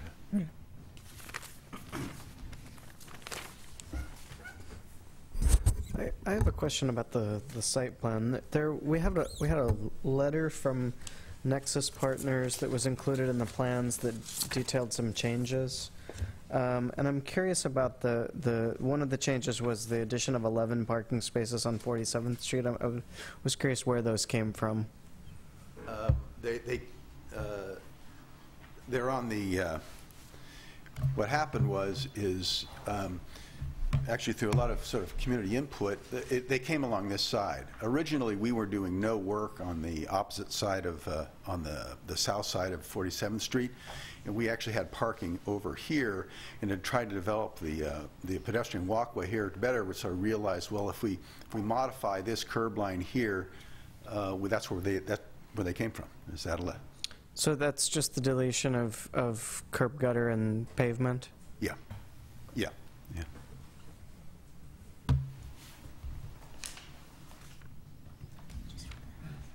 Is there still a sidewalk on that side? Yeah. Oh, yeah.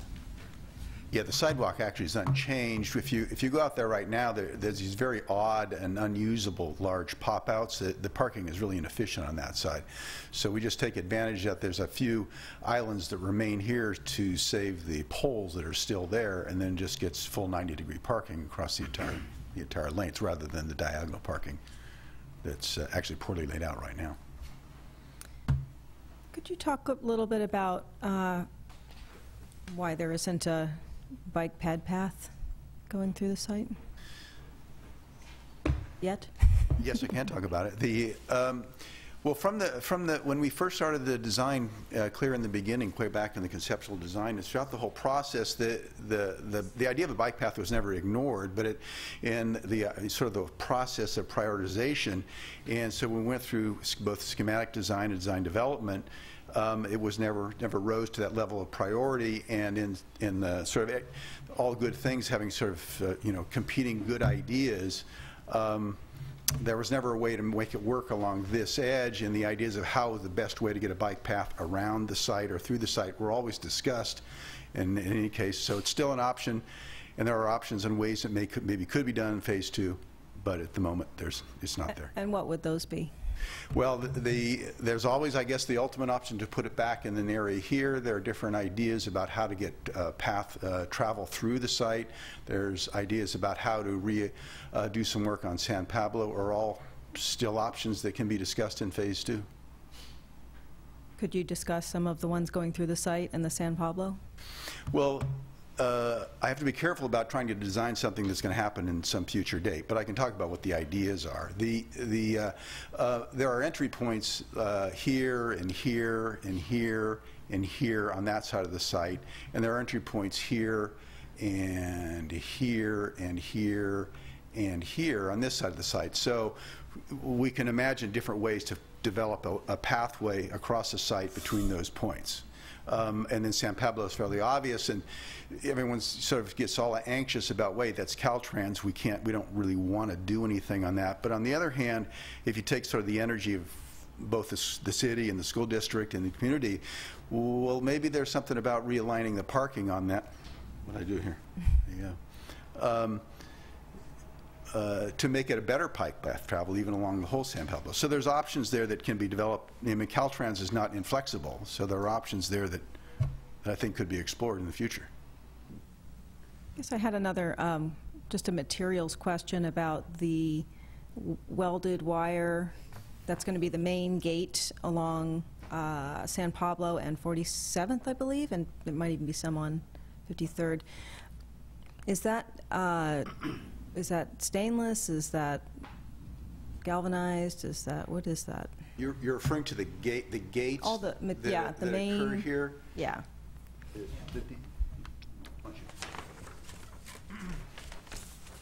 The detail for that is still being developed. In the package that you have right now, it's shown as the image is shown as a galvanized material. There are options that we can pursue. Earlier we had considered options of a coated vinyl, so that you could introduce color. We'd actually thought for some of the primary school uses it may be more appropriate to invite some color in those zones. But for now, in order to unify the campus, we were really focusing on the frame material around the edge, which is the warm wood material. So that becomes kind of the prominent material, and then the galvanized metal mesh is behind that in the frame. So is the wood stained, or how? I mean, how does it stay warm? Yeah, it's a natural. The gates at the main entry points are there's a natural cedar inlay that is essentially a natural finish with a weather coating. So obviously there's some maintenance issues there to explore when we finalize our specifications. But the intent is to have the natural color of the wood show up not only on the underside of the canopies but also at the main entries, rather than a painted wood. It's going to express the true color of the wood itself. Thanks. Yeah. I had another question for the landscape architect. I just remembered. Could you talk briefly about if using reclaimed water, and what can we do this on this site? It's probably actually more than just a landscape question, but Purple pipe, basically, is what I'm talking about. right, yeah. There's definitely, I mean, obviously with the definition of reusing, I mean, for example, the bioretention, the stormwater management that we're doing on site, that we have to do, we are creating obviously an opportunity for certain aquatic plants, juncus, or Chondropetalum, a variety of kind of native and Mediterranean species. So I think that part of it is something that we are expressing, and as part of an educational tool we will have features there of signage and just general tools for the students to kind of learn about that process. For actually retaking water and treating it on site and then putting it back in, there are opportunities with that, but there is I'm not talking about that. I'm talking about getting water from ebb mud through the purple pipe. I don't, maybe, is there more a question for civil? It's reclaimed water system that, like a lot of our street medians have it. And so for like stormwater runoff?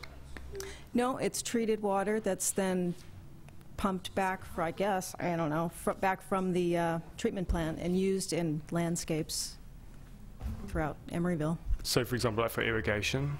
Mm-hmm. Right. Yes, it's not potable water, but it's for irrigation. Sure. Well, I know it's very difficult just with the raining of times when it does rain. It's only for a few months of the year, and having enough reservoirs for actually collecting that, and then being able to distribute it through. It's wastewater. I guess you're not familiar with. I'm not too. No, I mean, it's not something that we're obviously developing on the site. Okay. Hi, I'm April. I'm the BKF engineers. I'm the civil. Typically, the experiences I've had with purple pipe in schools, usually DSA, the Department of Architecture, discourages the use of purple pipe on school facilities. So typically that's the direction if we try to go that direction, they're usually the ones that don't allow it or discourage the use of it. But besides that, we haven't explored it beyond that. Okay. All right. Thanks.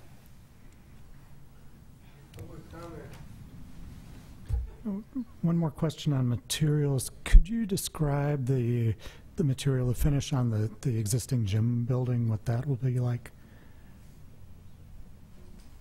Yes, so the existing gym is going to be repainted, so that in order to even out the surface will be sandblasted and to basically make it more uniform, and then the entire gym surface will be repainted. Okay, so it'll be basically just concrete? Correct. Unfinished concrete? No, it'll be finished with paint, but yeah. But no texture, smooth texture. There'll be no additional surface material applied to the gym facility, except for it. As you saw in the plans, there is a portion of new construction happening underneath the existing gym roof, which accommodates the new school locker rooms. So all of that will have a surface finish that will match the new buildings fronting on San Pablo. Okay.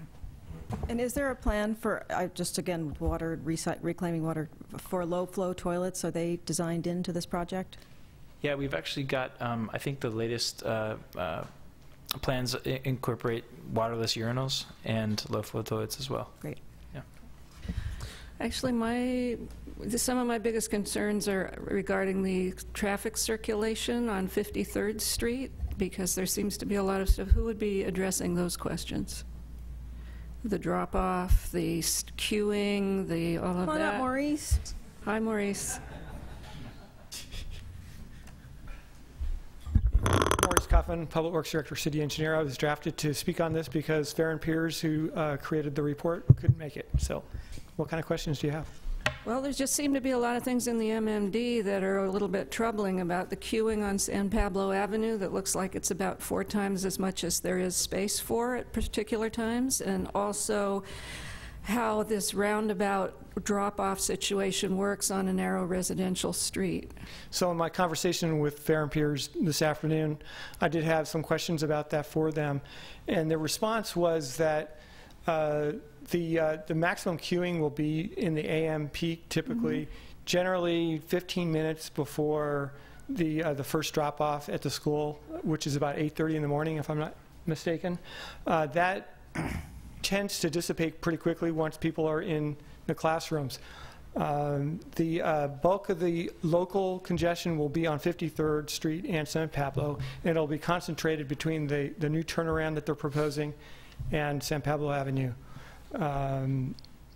They're stating that since those traffic volumes will dissipate within, maybe 5-10 minutes, that it really wasn't a significant impact. They talk in the report. They're talking about afternoon pickups of 50 to 60 cars needing to be waiting to pick up kids potentially, and they have enough room for 20 cars on the south side of the street, which sounds like things are going to be backing up in all directions. And do they have a way to address that? Well, my understanding is that the drop-off areas would be the same areas where they're going to be picking up the students. And then in the afternoons, there's not as heavy traffic volumes as there is in the morning.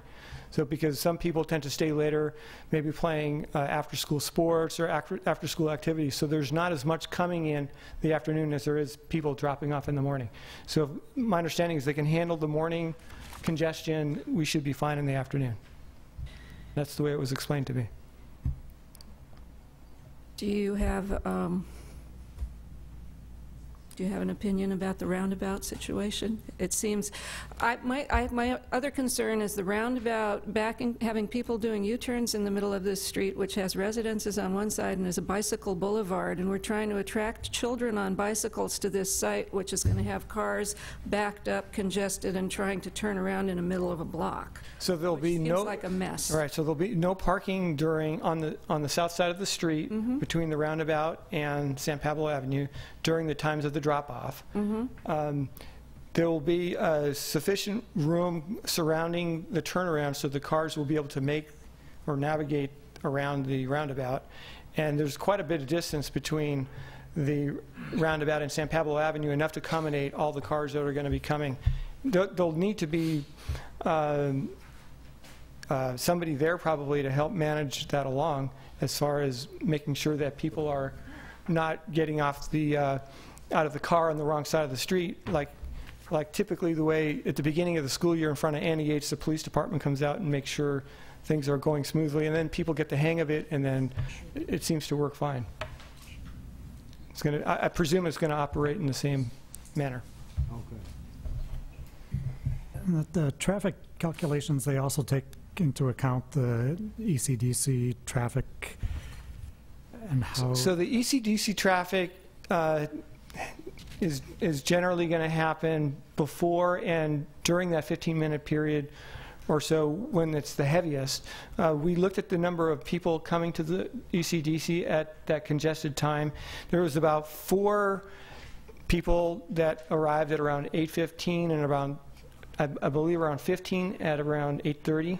So there's about, roughly say, 20 drop-offs right now at the volume of people that are going to ECDC right now. So there'd be 20 people coming to make drop-offs during that very congested period. So to the extent that they're coming from San Pablo, they'd be having to navigate through the congestion. If they're coming from Hollis Street, it shouldn't really impact. Okay. Chair Cummerly, if I could just add a little bit. Yep.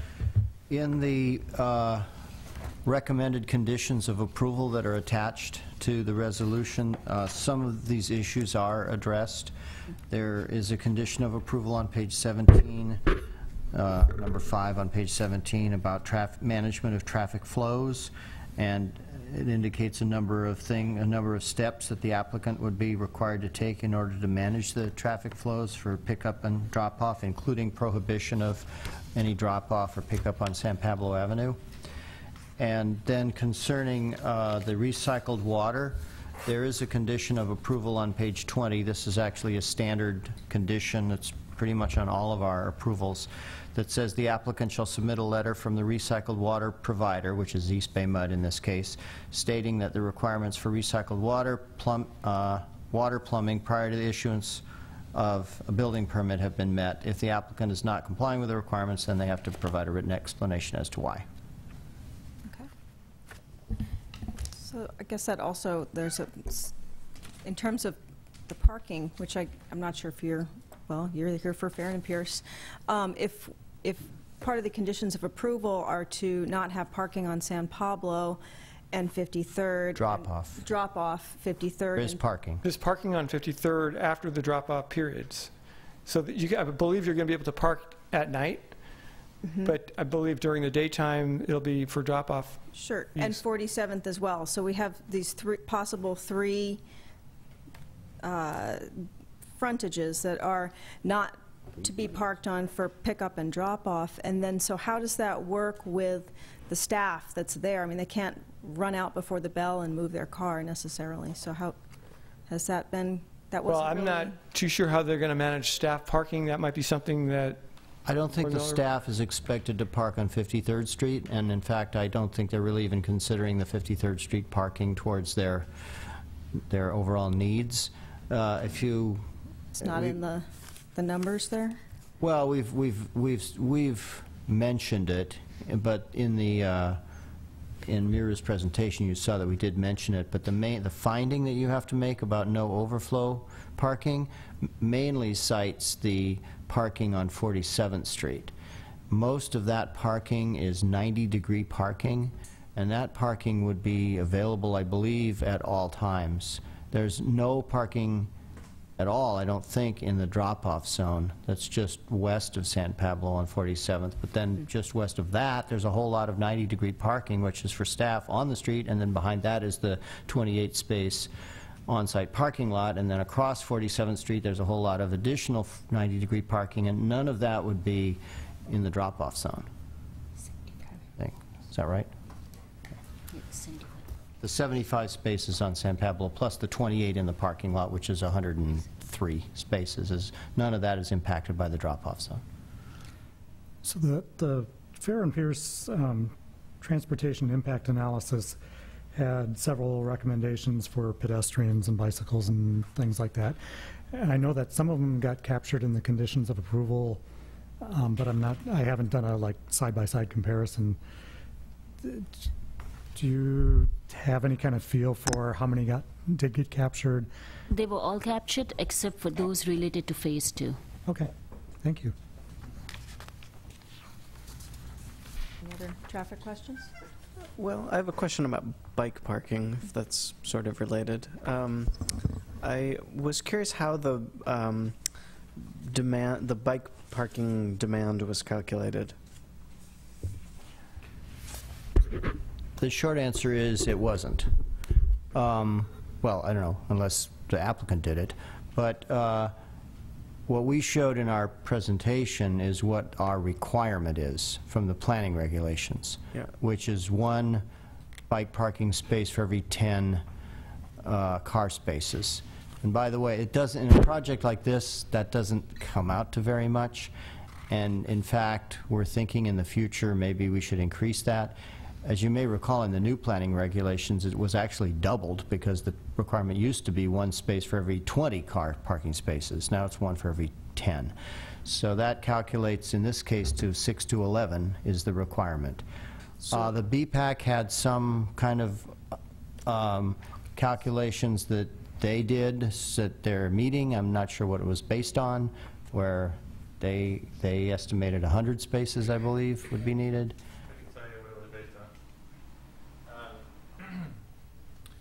The BPAC looked at the total number of occupants for the building. They thought it would, including staff and people who would be there on site, it might be around 1,000. And then using a goal of a 10% mode share, they came up with 100 spaces. So, this, by the way, is Peter Schultze-Allen, who is the secretary of the BPAC. Yeah, thanks, Peter. Is there somebody else from the design team or something that can come up and talk to us about? I have a question about sort of the breakdown of bicycle parking. I'm just curious. I mean, it seems like so we have this letter from Nexus Partners about changes to the plans. It details the bicycle parking. There's 124 spaces total. However, only 30 of those spaces are secure for the 9th through 12th graders, and only 24 spaces are secure for the K through 8th grade students. So it just doesn't seem to me that 24 spaces would be adequate for an elementary school. But so that's why I'm curious about how that, how the parking was sort of, the bike parking was broken out and assigned. There was no scientific calculation. We looked at the recommendation of the Bike Ped Committee, the 100, and then we looked at what we thought we reasonably could do, and got to 120, I think 124 where we are now.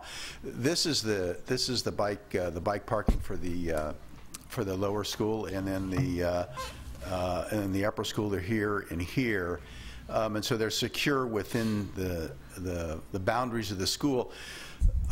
There's some flexibility in how this might grow depending on what demand. If the demand was there and we didn't have enough, you can add more if we needed to. There are spaces. It does always get into a compromise how much space you have for playground versus bike parking, but there is some opportunity to add more if in the end it was found it was more was necessary. But anyway, there was no scientific calculation. It was a judgment on how we thought it would work best and where it would be. And then the public parking are here, here, here, here, and here, and then this is the locked parking for staff. Okay. Are there any other questions? Okay, seeing none, I'm going to open up the public comment. Forget it. Actually, why don't we take a quick 3-minute break and then come right back and, all right, 5-minute break. 5-minute break. That means 10 minutes.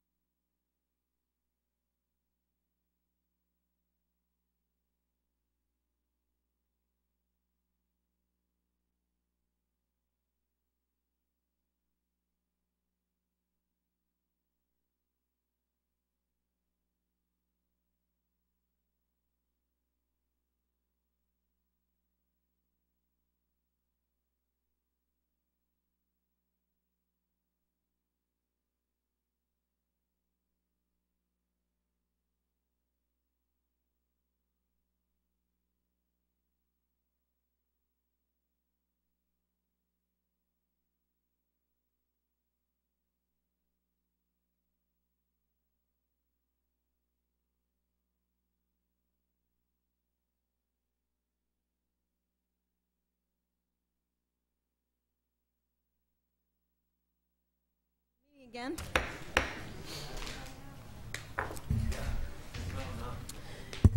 Now is the time for public comment. Please come up. Each person has 5 minutes. And yes, 5 minutes. And you please sign in after you're done.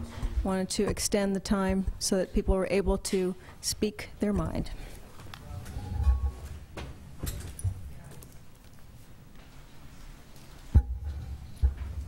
Hello, Ken Rukowski. It's not fun to be the first one, then you can't include things you hear in your comments to make them sound better. I do have a few concerns about this project.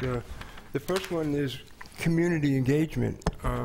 You know that there's never been one notice that's ever been sent to property owners about this project. Not one official notice ever sent to property owners. They've been sent to residents, people in the community, community groups, but the people who pay have never gotten a notice. And the people who pay aren't on any planned advisory committees or anything else. This whole project is being planned, and the people who pay, you know.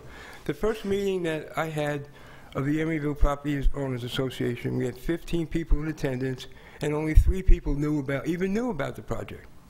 And I think that's interesting.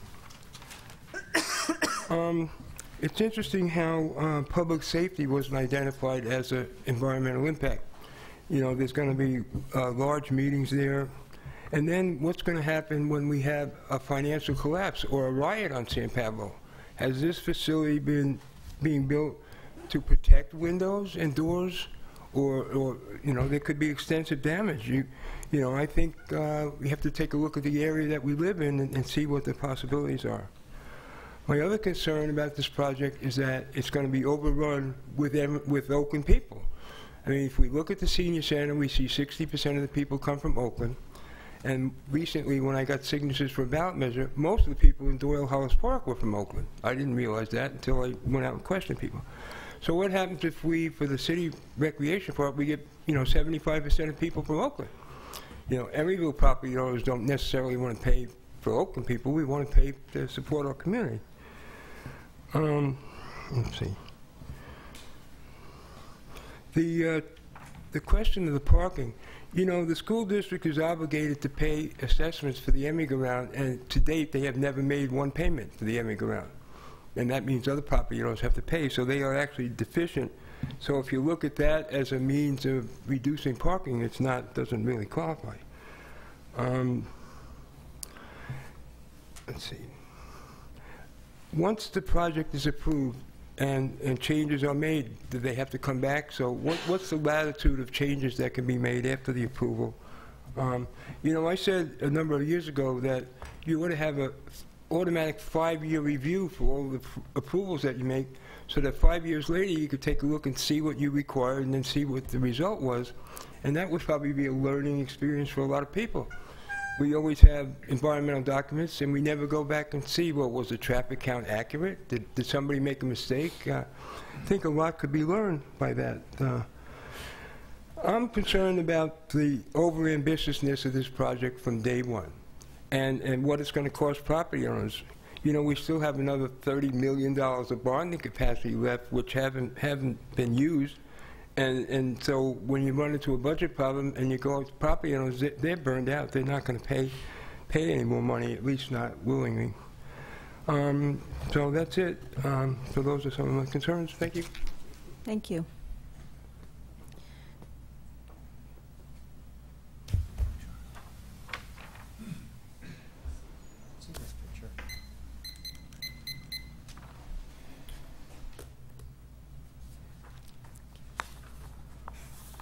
This come on so you guys can see it. Yeah, it'll come up.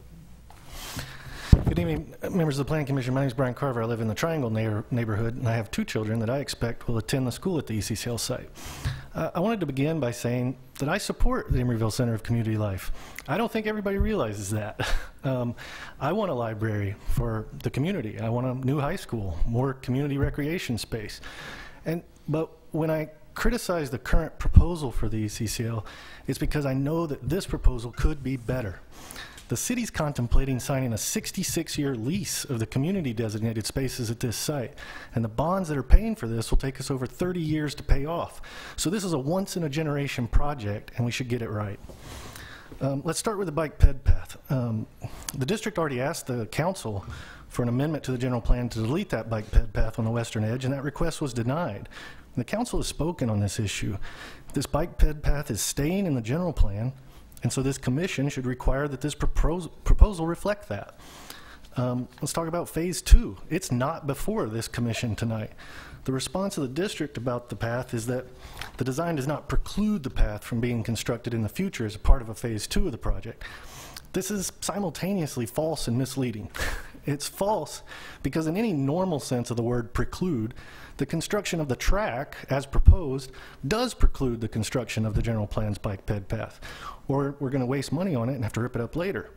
It's misleading because they phrase it as if phase 2 might be just a few years away, but it's not. It's decades away and probably more than 30 years away.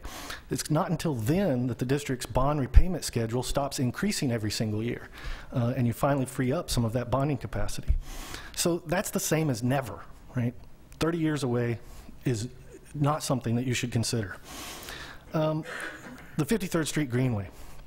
It's absolutely central to our general plan's overall objectives. And the staff report has to acknowledge on page 17 that this proposal is not the greenway described in the general plan. Both the planting strip and the sidewalk are each 2 feet too small to meet the requirements of the general plan. A key idea behind the east-west greenway was for it to follow the path of Temescal Creek and to include water features that call that to mind. But the only reason cited for not including a faux creek water feature is cost. In a project that's going to cost Emeryville taxpayers over $150 million to pay off over a period of more than 30 years, cost is not a valid excuse. Build a storage basin, buy a pump, maintain it. I provided you a picture of the greenway from page 128 of the general plan. That is the city we decided we want to live in. It's gorgeous. We deserve it. Go back and look at the general plan. Breaking up super blocks and that east-west greenway are just absolutely central to that plan. I hate to suggest this, and because I really feel for people living on the north side of 53rd Street, but this idea that was floated at the BPAC of removing the parking on the south side of 53rd Street in order to create a wider sidewalk in the planting strips is at least worth exploring if the district's going to insist on having drop-off on 53rd. I mean, I reached that conclusion because every weekday, twice a day, parking's not going to be permitted there, and most people who are going to use those spots are not going to be able to, or at least not going to enjoy, going out and moving their cars twice a day. So, you know, reluctantly, right, I don't think it's ideal, but this is probably a better project with the greenway and without those parking spots. On CEQA, page 19 tells you that as a responsible agency under CEQA, the Planning Commission should reach its own conclusions regarding the project's compliance with CEQA based on your own independent judgment and analysis. I believe if you used your own independent judgment, you'd have to conclude that several of the issues raised by the community commenters were not adequately addressed by the ISMND or its revision. And so you ought to conclude that the project may have a significant effect on the environment, and you should not accept the MND, but should instead request a full environmental impact report for the project. Finally, I have frequently tried to cross San Pablo at 53rd Street with my son as he goes to the Emeryville Child Development Center. It is treacherous. Even when you have the lighted pedestrian walk signal to cross San Pablo, cars that are going east or west also have a green light. And those that are turning south on San Pablo will cross through the pedestrian walkway to go left on San Pablo. And so it's absolutely terrifying to do this with a child. Both this intersection and the 47th Street intersection need some sort of protected pedestrian crossing where all the traffic signals are red while pedestrians cross. And there needs to be no right on red signs at every corner of both intersections. I would also agree with the idea of requiring crossing guards during drop-off and pickup as a condition of approval. We're literally trying to save the lives of Emeryville kids here. These intersections currently are terrifying. So I think the number of changes necessary to enable this commission to legitimately make the necessary findings to approve this application are so great, your only option is to deny it or to include the conditions of approval that I mentioned. There's about 6 of them that I would enumerate if there were time. Thank you. Thank you. Anyone else? Come on up.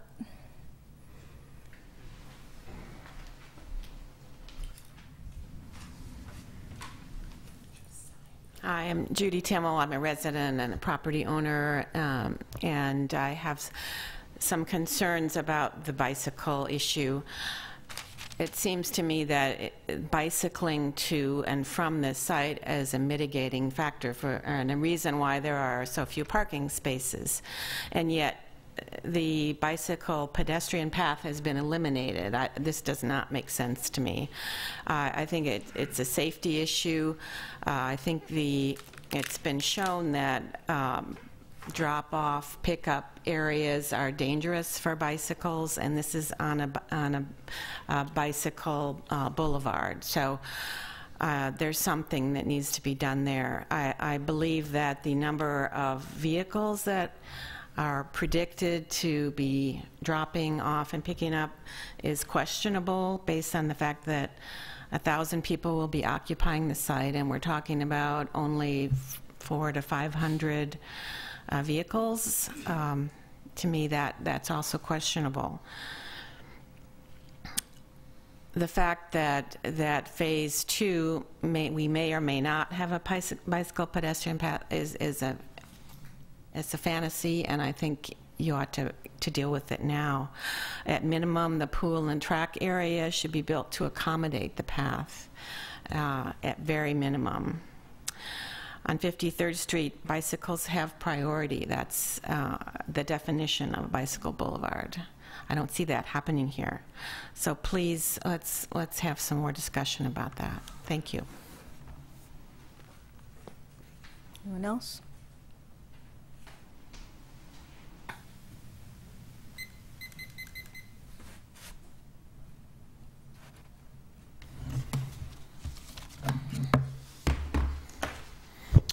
Okay, the first thing I'm going to do here is take this away from the overhead projector.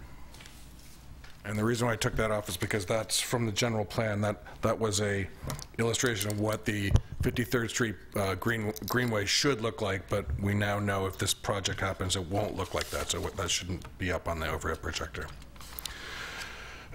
Tonight I noted that the head of planning and building, Charlie Bryant, here tonight, planning director for the City of Emeryville, admonished you or warned you, all of you, that you're not supposed to be discussing or considering whether or not there's, quote, too much stuff on the site, is what he said. Now, you'll remember the last time that you met about this project, that was a concern stated by each one of you, that you thought that the site was too cramped. The school district is trying to put too much stuff on the site. So I imagine that's why Mr. Bryant directed you not to consider that this time. However, the city or the school district then presented an architect here who talked about the amount of space on this site for about half an hour, and about how it's a glorious amount of space and there's a plethora of space. So that sort of renders the direction from Mr. Bryant to be not something, I think it renders it moot. In addition, if you look at what you're supposed to be considering tonight, PPG8, PPG10, PP18, PP20, all these points speak to the space of the site, or whether or not it was too cramped. Like, for instance, PPG8 says a safe, nurturing, enriching environment, an environment in which children and youth can flourish and become contributing. So that speaks to space. If the site were too cramped and there was not enough space on this site, then you would have to rule that it is not, in fact, a safe, nurturing, and enriching environment. So the direction from Mr. Bryant, I think, you should not follow that advice. I think that's erroneous. I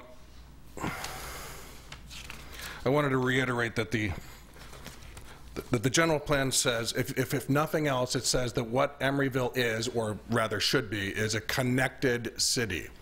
That's central to our general plan. And this Center for Community Life project is sort of disrespecting that notion with the removal of the bike ped path, the reduction and the cheapening of the 53rd Street Greenway and the 47th Street Green Street and the pedestrian priority zone for the whole region. This plan is not respecting that notion, and so I think that any reasonable person would have to surmise that it's not, in fact, following the general plan.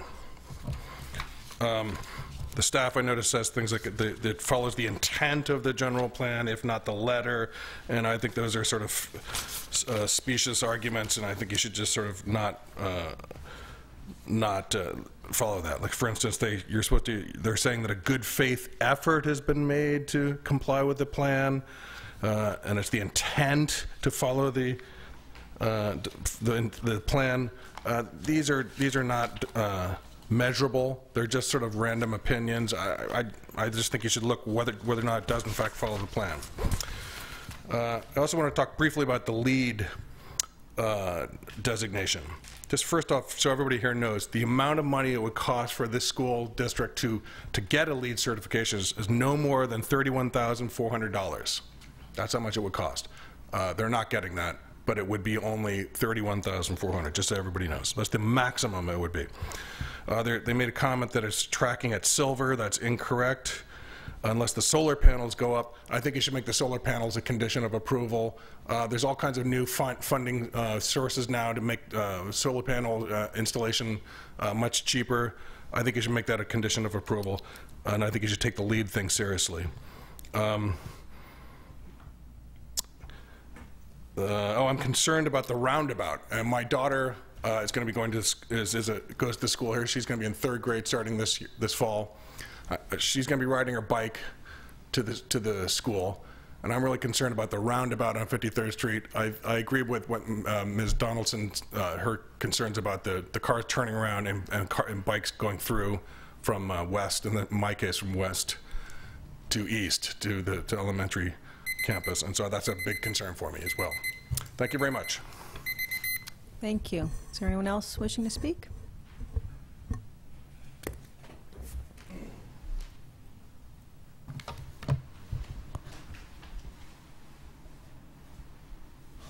Good evening. I'm Kyrie Tan. I am a Triangle resident, along with my husband, John Tan, who cannot be here tonight.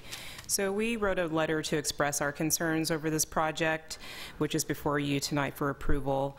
And I'm just going to basically read our letter. This project will have long-lasting impacts to the children attending the school and to its neighbors. And these are serious issues that we hope receive the Planning Commission's attention in the short term. And they are limited to traffic and parking and also vehicle emissions. Under traffic and parking, the findings in the ISMND in the traffic impact analysis does not necessarily mean that all the traffic issues are minimal or that they will be mitigated to the degree that's necessary for this project to be successful. Traffic is a very sensitive issue in the Triangle, as we all know, and while the TIA does include actual traffic counts at certain intersections near ECCL, it mostly focuses on peak travel times and how to mitigate traffic during certain times of the day when students are being dropped off and picked up.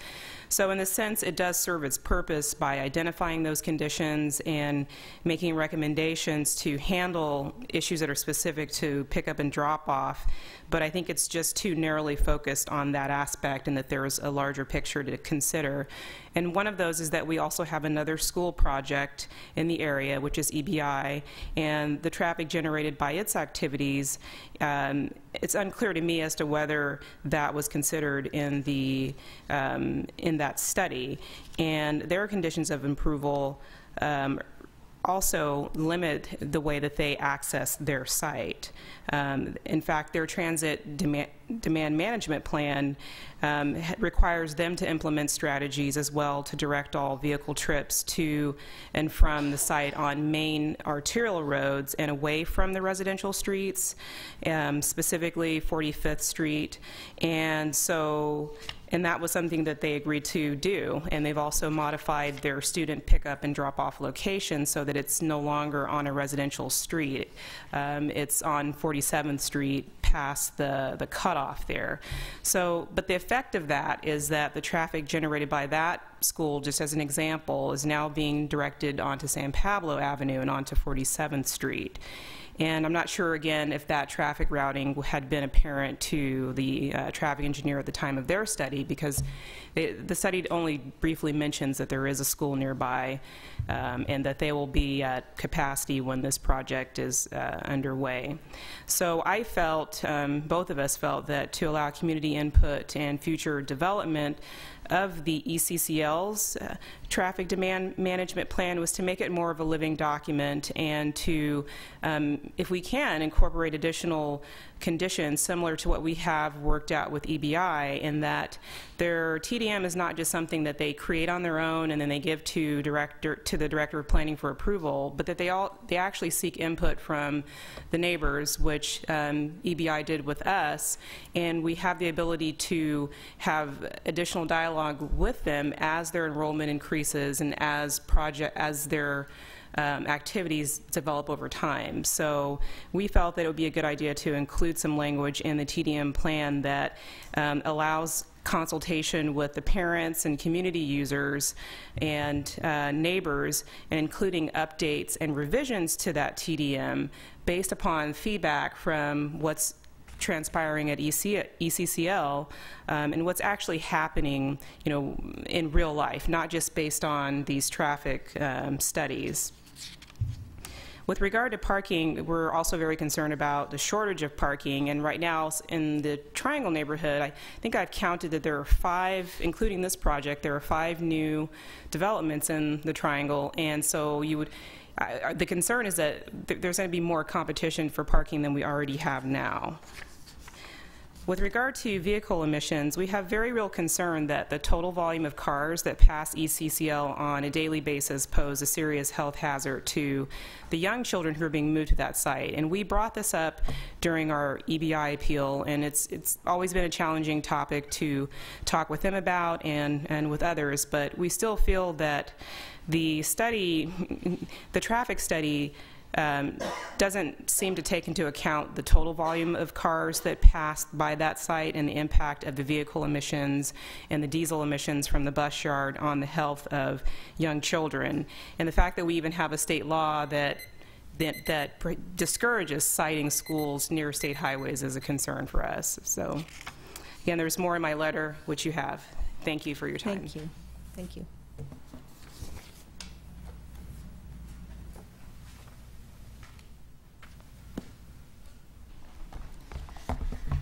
Let me try and. Good evening, Jack Asher, parent, resident of the Triangle, and I sent a letter to all of the planning commissioners. I want to thank you for taking the time to read that along with the very lengthy document that was in front of you. I want to just kind of summarize a few of the things that I said in the letter and then make some comments after watching the presentation here. So again, thank you for your service to the city. I hope that there are some conditions of approval that are added to the project. I really think that we need crossing guards at 47th and 53rd. San Pablo is a very dangerous street. In fact, the school district right now has a crossing guard at 43rd Street and Salem, and that is a much lower volume street. And so I think that we need that if we're moving all the children over to this other site. I also hope that there will be a traffic monitor, and by that I mean someone standing out in front of the school monitoring the cars as they queue up. It can be a real problem with kids getting in and out of cars, and you should also know that ECDC, and even though there might be some distance from it, from the ECCL site, that I'm not so sure that everyone is going to use that roundabout. What happens at ECDC is that people get impatient and they make a U-turn. And so I really think that we're going to have traffic problems on 53rd, and I hope that the district can find a way and have a plan for that. I really think that they should publish a parking and drop-off guideline for parents. I think that would be helpful for people, that would include a map. I'm glad to hear that there'll be no drop-off and pick up on San Pablo. That's great. I want to also encourage you to not allow for the weird kind of mind reading of intent that's laid out in the staff report. This proposal should make our general plan come to life, and it should do it right now. This includes the features of the greenway, our green streets, and the bike ped path. The district spent a lot of time talking about shared space, so I'm not sure why you're not supposed to think about shared space. But make sure that shared isn't a synonym for oversubscribed or scarce. And I hope that you can really make the project a better one. And to support the general plan by making certain that the proposal reflects the goals and aspirations of our citizens. If there are places where the proposal falls short, then I hope that the applicant either seeks amendments or that you have some conditions of approval in order to improve it. After I watched the presentation, I had a couple of other things that I wanted to remark upon. One is the play structure. I'm glad that there will be a play structure. The architects have talked a lot about this kind of narrative thread that they're trying to pull through the project, which is this one of sight and of flight and soaring and transformation. And I really feel that what they're consigning the K through 5 children to is a community canyon rather than a community commons. There's a lot of building mass around it. There's not a lot of views. And I also feel that the fact that there's not a kind of contiguous turf for people to play on is a real problem. That doesn't look like an inspirational, aspirational place for our youngest children, and I think you should consider the kind of scale that those buildings have around 5 to 10-year-olds. The other thing that I want to say is that while I'm glad to have that play structure, it looks a little bit like a child cage. And so I hope that the district can do something different with that, to soften it, to make it feel different from the examples that I saw up there. And that's it. Thank you. Thank you. Anyone else wishing to speak? Okay. We'll close the public comment. I do have one. Yeah? I'm sorry. Can I just respond to a couple things? Sure. I want to clarify the issue of the intent language and the what's in the general plan and what's not in the general plan. It was all laid out in the staff presentation. I'm not sure if everybody picked up on maybe the subtleties here, but the general plan is general. The descriptions of green streets and greenways and neighborhood center streets and so forth in the general plan, you'll notice, are qualitative. They have no dimensions. There's no dimensional standards in the general plan. The design guidelines are where the dimensions are, and that's not the general plan. It's possible to be consistent with the general plan without necessarily complying with every single dimension that are in the design guidelines. So you need to determine that it's consistent with the general plan, and if it's not consistent with the general plan, you can't approve it. So you can't just deviate, you know, from the general plan. You just, if you determine it's not consistent with the general plan for whatever reason, then you can't make the finding that it's consistent with the general plan. However, it can deviate from the design guideline dimensions and still be consistent with the general plan. Now, the intent language, we have never used that language in reference to the general plan. We've never said, oh, we think it meets the intent of the general plan even if it doesn't really meet the general plan. We've never said that. That language is a direct quote from your new planning regulations in regard to the findings that are required to be made for design review. It's specifically with reference to the design guidelines. So what the finding says that you need to make is that if the exact criteria of the design guidelines are not met, that the applicant has convincingly demonstrated that the intent of the design guidelines has been achieved, or words to that effect. That's where the word intent comes from that finding about the design guidelines. We never use it with regard to the general plan. So I just want to make that clear. Also, just one other point with regard to the lead issue. The City Council has previously this year passed a couple of resolutions exempting the ECCL project from city requirements in a couple of areas. One of them is LEED. As you may know, most city projects or all city projects are required to achieve a certain LEED level. And that would include ECCL because there is a city component to that project, but the City Council passed a resolution exempting this project from that requirement. They also passed a resolution exempting ECCL from the public art requirement. The city portion of the project will still comply with the public art. And I believe the City Council set aside a certain amount of money as the city's contribution towards public art in the project, but the school district portion has been exempted from the public art requirement. So I just want to make sure that you're clear on all those things. Chair Connolly, I don't know whether this is... there were a number of speakers who had a number of letters. Mr. Carver had a very positive suggestion and said he had 6 suggested conditions of approval, and I would like to hear those. Would give them another 2 minutes. I would allow that. Do you have any objections from the rest of the commission? Do you want me to time him? Won't take more than 2 minutes. All right. Two minutes. So it's just a summary of what I said before. If you were to want to add some conditions of approval, first would be include the bike ped path on the western edge and commit to building it during this phase. 2, require the parking, remove the parking spaces on the south side of 53rd Street in order to build the greenway as intended. 3, increase the widths of the sidewalk and the planting strip, on 53rd Street to comply with the greenway requirements. So, sorry, I added in 3 to 2.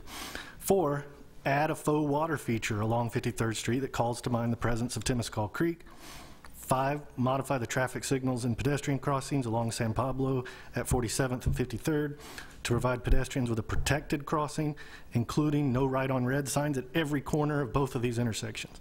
6, require a crossing guard during drop-off and pickup times at both 47th and 53rd intersections with San Pablo. Thank you. Thank you. Okay. Crossing guards. All right. You want to go first? Well, I thought we should take these. There were 5 items we have to make decisions on. That's true. If we can approach them on that Well, order, actually, we're working on the initial study mitigated neg deck first. That's our first thing we're talking about this evening. So what we're looking to do is find how it needs to adequately identify the impacts, and is the analysis sufficient? That's what we're looking at here. Anyone have any thoughts? I keep going back to the 53rd Street traffic safety issues because I just perceive that as a nightmare of conflicts between bicycles, pedestrians, turning cars, and people that are impatient, angry, and backed up and stacked beyond what the capacity of that intersection is. And that for me raises some real serious concerns about whether there's a substantial impact to a pending bicycle and pedestrian plan that the city has that impacts the safety of those things. And I'd like to hear what the other commissioners have to, what their thoughts are on that one. I definitely share that concern. I think I'm fine with everything else in the IS. But I definitely, and that was brought up at the both the study sessions, and I'm really uncomfortable that it hasn't been addressed, and I do see a lot of conflicts. I also see conflicts, and especially with the queuing, and also left turn lanes. As Brian Carver was talking about, we need to have some. I don't feel like the traffic was adequately addressed in the initial study. And there are definite bike pedestrian vehicle conflicts, and I'm not even sure that the EBI was considered. I was wondering that as well, and I don't know if anyone knows that. Maurice? No. So there's some. Speak to that. Sure. Yeah. Mark Cyberlick. Yeah, I spoke with Fear and Peers on that subject before the hearing, and they had addressed it and felt it was their studies had taken that into account. So the traffic analysis does include cumulative future traffic. I don't know that the ISMND clearly identifies what future projects were included in that cumulative. But I'd be very surprised if EBI wasn't, because it is right across the street. Well, it was made, when was this assessment made? I can't remember. The initial study? Just to clarify, EBI was included in the traffic analysis. Additionally, Fear and Peers obtained all the conditions of approval that the city placed on the project, so those were taken into account for the traffic analysis as well. And then additionally, just a point to add with regards to the turnaround. Just keep in mind in the mornings with drop-off, it's folks, when they drop their kids off, aren't lingering. There would be a lot of movement at that point. You know, you let your kid out, they shut the door, you move on. So Fear and Peers really felt that this layout would work in addressing drop-off. Could you identify yourself, please? Oh, I'm sorry. No, no commenting. Quiet. Just whisper to yourselves. I'm Amy Paulson. I'm with LSA Associates. Thank you. Thanks. So I do find the mitigated negative declaration and initial study adequate. I think there are some legitimate concerns that have been raised, and I'm sympathetic to some of those. So I almost wish I didn't find it to be adequate, but I've definitely read more CEQA documents than I would care to admit, and I think it does. It meets the requirements of CEQA and the current jurisprudence on CEQA. So I do find it to be adequate. Well, I agree that there are some problems, particularly with traffic on 57th Street, but it's the sort of thing that can be dealt with later rather than killing the entire project because you think there may be a problem now. And therefore, I think this mitigated negative deck, as it's been amended in the last few weeks, is fine. Well, there's also the bike ped path, and that, I mean, if we're looking at the resolution. Is that in the mitigated negative deck? And we're looking at number 3 in the resolution with the independent judgment. Mitigated negative declaration reflects the City of Emeryville Planning Commission's independent judgment and analysis, as well as compliance with the City of Emeryville review requirements, which is number 2. So Planning Commission has received, reviewed, and considered the CEQA documentation of a project in conformance with all applicable procedural requirements. So I'm not sure if this is a policy. It's part of the general plan that we have this path, and we need to design it in now, or it's not going to happen. Well, if I may, my understanding is that as far as CEQA is concerned, deviation from a city policy or general plan or whatever, even if you were to determine that the project was not consistent with the general plan because of not having the path, that in and of itself does not constitute a significant impact under CEQA. It's only if that deviation from the plan results in some other direct physical impact on the environment that it would create a significant impact. Which this would, because it's part of it's a bike path. It's the connection between the two streets, mid-block. So that not having it in place creates a significant impact on the environment? I mean, when you analyze a project, you normally look at the baseline condition, which is things as they are today, and then you look at what the project will do to that baseline condition. And if it changes things in the baseline condition in a way that is, you know, creates negative impacts, that's an impact that needs to be mitigated. If a plan calls for a path, there's no path there now, there's no path there in the future, there's really no change to the environment. So that's, I mean, from a CEQA point of view, it's not really an impact, if you follow. Maybe Sean can help out here. Well, yeah, and I just want to add that I think maybe some of the confusion is that in the initial study checklist, one of the checklist items under greenhouse gas emissions is that the project complies with adopted plans that are intended to reduce greenhouse gas emissions. That meaning an adopted climate action plan or something like that, not the general plan, which would be, you know, the climate action plan would sort of fall under the umbrella of the general plan. So you think it complies with that? I think I mean, I think that the analysis that was in there about regarding greenhouse gas emissions and its you know, its consistency with existing plans was adequate.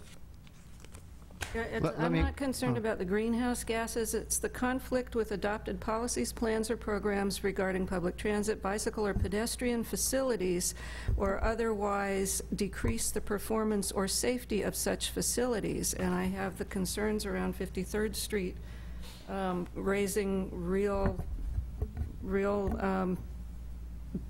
safety conflicts.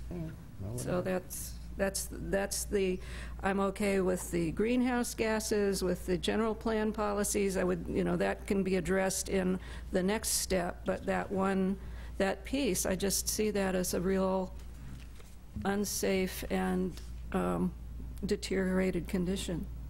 Right.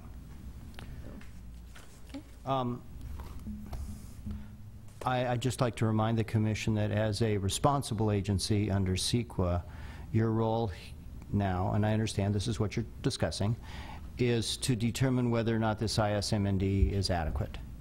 And that's a yes or no question.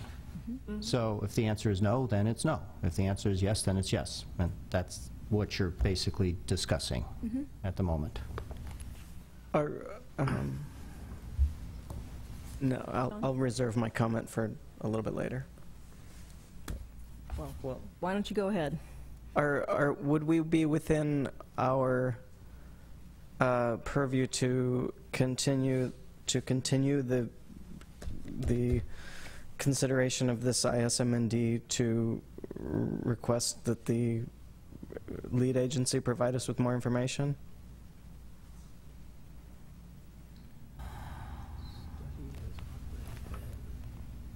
Well, it's already been certified by the school board. If you give me a few minutes, I can bring up a section of CEQA that talks about what a responsible agency's options are, and they're actually pretty limited. I think it's either you have it? Oh, wonderful. Thank you. Thank you. This is not exactly what I was thinking of. There's a shorter one, a shorter section that just says they can either approve it or they can. So, okay. Oh, that's it. That's it. Thank you. Okay, here we go. Quoting from the state CEQA guidelines. Decision on adequacy of EIR or negative declaration. If a responsible agency believes that the final EIR or negative declaration prepared by the lead agency is not adequate for use by the responsible agency must either, 1, take the issue to court within 30 days after the lead agency files a notice of determination, which the school district did on July 17th. 2, be deemed to have waived any objection to the adequacy of the EIR or negative declaration. I'm sure not sure what that means. I guess it means you don't do anything and you're deemed to have waived your objection. 3, prepare a subsequent EIR if permissible under another section. Or 4, assume the lead agency role as provided by section 15052A3. and then do your own CEQA document. I'm not sure, I'm not that familiar with what these two other sections say, so I don't even know if they're applicable here. But basically, you either have to approve it or sue the school district. Yes, that's essentially your choices tonight. Is you can either approve the document as is, or you can choose to sue the school district on the adequacy of the document, or the document. So in step 2, where we're talking about the design review, can we, if we approve the CEQA document as adequate with the idea that we may be adding conditions of approval that would address some of the concerns about these safety issues? I mean, is that a way to go? In other words, I'm saying, if my concern is about what I perceive as a lot of conflicts and mess on 53rd Street, if we are thinking about conditions of approval that would mitigate that, even though that wasn't what was looked at in this ISMND. So one of the recommendations that staff has made as a condition of approval is develop and implement a transportation demand management plan. Mm-hmm. So you could, I guess, attach as a condition of approval, and I guess city staff and the attorney can correct me if I'm wrong, specific directives in that you want to make sure that if you're concerned about how the roundabout works or whatever concerns, I think you could expand the transportation demand management to address those. Sure. If the city agrees. So to answer your question, yes, if you feel like there were measures that you if there were measures that you would have liked to have seen in the environmental document that have not been included, you can include them as conditions of approval to the project. What you cannot do is modify the existing environmental document before you. In that case, I'd like to move approval of the EIR. ISMND. Excuse me? It's not an EIR. Oh, The document. The big mitigated document. I will second that. Okay. Okay then. So that was Commissioner Cardoza and Commissioner Sherman. So on approval of the ISMND, Commissioner Donaldson? Aye with concerns. Commissioner Moss? Aye. Commissioner Sherman? Aye. Vice Chair Cardoza? Aye. And Chair Coomerly? No. 4 ayes, 1 no. The ISMND is approved, so we can move on. Okay. All right.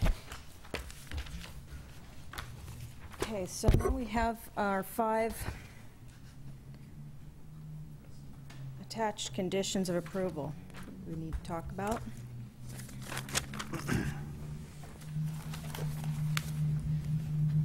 Anyone like to begin?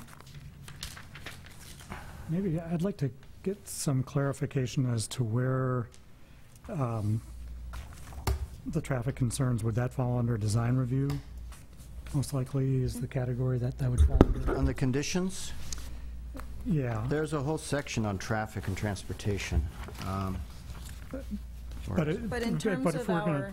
Five different things that we're going to be addressing. First being school and community uses, second being height, third being parking, fourth being design review, and fifth being street trees. If we were to break our discussion down into those categories, which... Okay, you could do that. I'm not sure that's the most efficient way to go. We might be able to knock some things out. Maybe. I think there's some low-hanging fruit there. Okay. Well, But just generally speak, I mean, because the conditions of approval aren't sliced up that way. Right. They're not sliced up by all the different by the way, I should note that the tree removal permit is kind of a different animal. It's under a separate section of the municipal code. It's not under the planning regulations, although we do have conditions of approval about the replacement trees and the fee value and all that kind of stuff. So I guess it is all related. But the conditions have a section on transportation and parking and transportation, section 6, starting on page 14. And there is a condition about a TDM plan. It doesn't say exactly what needs to be in it. If you want to embellish that, there's also a condition about a parking management plan that goes on in some detail as to what should be in that, and you might want to embellish that. Let's see. There is a little bit about pedestrian improvements, and then under ongoing, there is this whole section about management of traffic flows, and that goes into a fair amount of detail. I believe this was based on Fear and Peer's recommendations about what they should do in the area of managing traffic flows. So you might want to look at those things. Yep. And Let's start with traffic then, and just. Do you want to start with a hard one, or do you want to start with an easier one? Well, I would note, I mean, you could take a straw vote on, say, the tree removal permit or the parking waiver, you know, whatever you want to do, but it's all going to boil down to a single vote on the resolution Right. in the end. So I suggest that we take a straw poll on height. I'm very fine with the height. Yeah, I'm very fine with the height. Height's okay. Okay. I'm fine with the height, but the height increase ties into a lot of ties the community benefits that are justified as the that are the justification for the height increase is something that I want to discuss at some point. This will probably be the time. Now's the time. Okay. Where to start then? So I have a lot of concerns about this. The justification for the height increase, we can grant the height increase based on the provision of community benefits. Those benefits are detailed in the staff report and in the drawings and in the matrix that we have. However, I'm concerned about some of them. Two primarily being the community commons. I think Ms. Asher in her comments made some really good points about the community commons. I'm really disturbed about the way that sort of the evolution of the community commons. I feel like we, the Planning Commission, gave comments to the applicant. Oh, and that was sort of a clarification I wanted to make on the staff report, actually, about there was discussion of our comments from the study session and how those comments were responded to. I think that is the one point, the one portion of the staff report that I sort of wanted to correct. I think. Oh, and I wanted to actually compliment Maru. I thought it was an excellent staff report. It was very thorough. But as far as our comments from the study session, I think these were primarily. This was primarily some of my comments about the community commons. And I think when we saw it at the study session, I know that I felt that that it would make more sense, that there was inadequate outdoor space for the 9 through 12 students, and that the community commons would make more sense as an area for the 9 through 12 students to have their outdoor space. At that time, the community commons was really presented as a community amphitheater that would be open even during school hours. And we gave comments to the applicant about how we felt that could be closed off to be used during school hours by the students. I think what it's morphed into is not what was not the intent of my comments anyway. It's now shown as a play area for the K through whatever 5 students, and I think it's sort of morphed into something which doesn't, which provides marginal utility as a community space. I think that we touched on some of that, I think, tonight with our comments about the landscaping, the surfaces in that area, the turf versus the rubber versus artificial turf versus whatever. I really would like to see that space function more as, be designed in a way that it functioned better as a community space. I definitely recognize the need for outdoor space for the school uses, but at least when I gave those comments at our study session, I was really envisioning it as a space for the high school, which I think would be much more compatible with a community use. I think, high school students eating lunch can sit in what is otherwise an amphitheater, whereas elementary school children, the needs are very different, and I think the overlap and the synergy that would be there with older kids is not necessarily there with younger kids. So anyway, I feel like the spirit of my comments was betrayed a little bit, and I'm on a design basis, I would like to. I would like us to sort of discuss that and maybe have some conditions of approval that affected the quality of that space. I don't want to hinder it as a play area for children, but I want to enhance it as a community space. But how does that affect the height? That's what we're discussing at this moment. Well, because the height increase is based on the provision of a public benefit, and this is a key public benefit. We have the library, we have all the health facilities. I mean, they're not quantified. You're not saying, oh, if you change this from being public to being school, then you lose so much public benefit. We don't have a quantification of the public benefit anyway.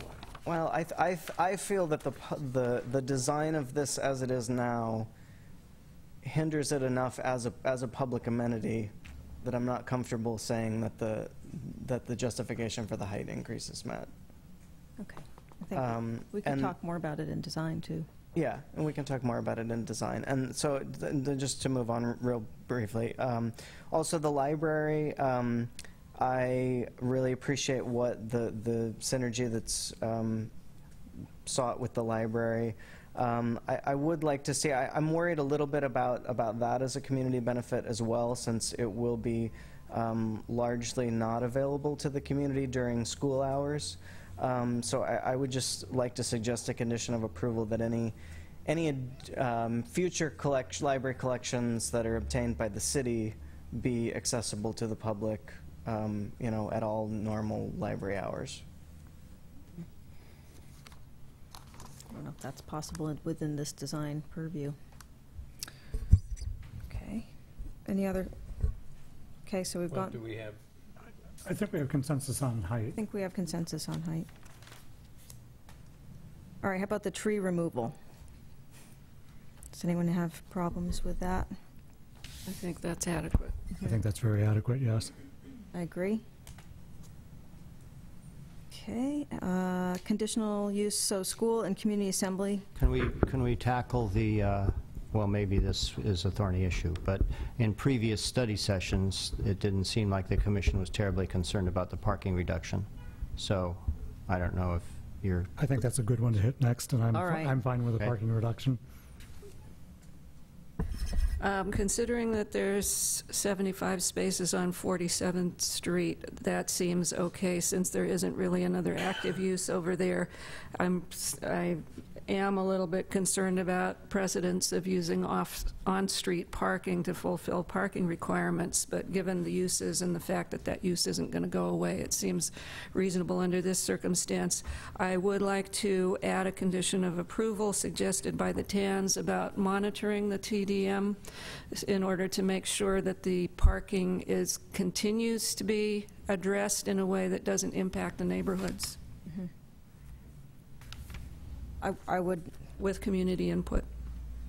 I would definitely agree with that condition of approval for the TDM. I don't know how often the review would be, every 3 years, or maybe in the beginning every year. And I do have reservations also about the parking, I must say. And using, well, specifically using the public right-of-way as parking for this project. Well, let me just point out from a technical standpoint, you are not approving use of the public right-of-way to satisfy the parking requirements of this project. This use permit would be a waiver of the parking requirements based on the findings that adequate measures have been put in place to promote other modes of transportation, and that the project would not have spillover parking effects that will impact other uses. But you're not saying that the 75 spaces on 47th Street count towards the parking requirement for this project, just as a technical matter. Just want to make that clear. Okay. Would it be possible at some point in the future for the city to restrict those parking places to school employees or something at some time in the future? It certainly has been done on 41st Street for Annie Yates, and I don't think there's a reason why it couldn't be done here. It's like a, you know, parking permit program on a public street. Not unprecedented. So if it's parking becomes an issue, then that could be done there. Yeah, I think if anything, we're creating too much street parking, and I think if we really want to encourage people to take alternative modes of transportation to this site, that if anything, it's overparked. So I guess I'm supportive of it.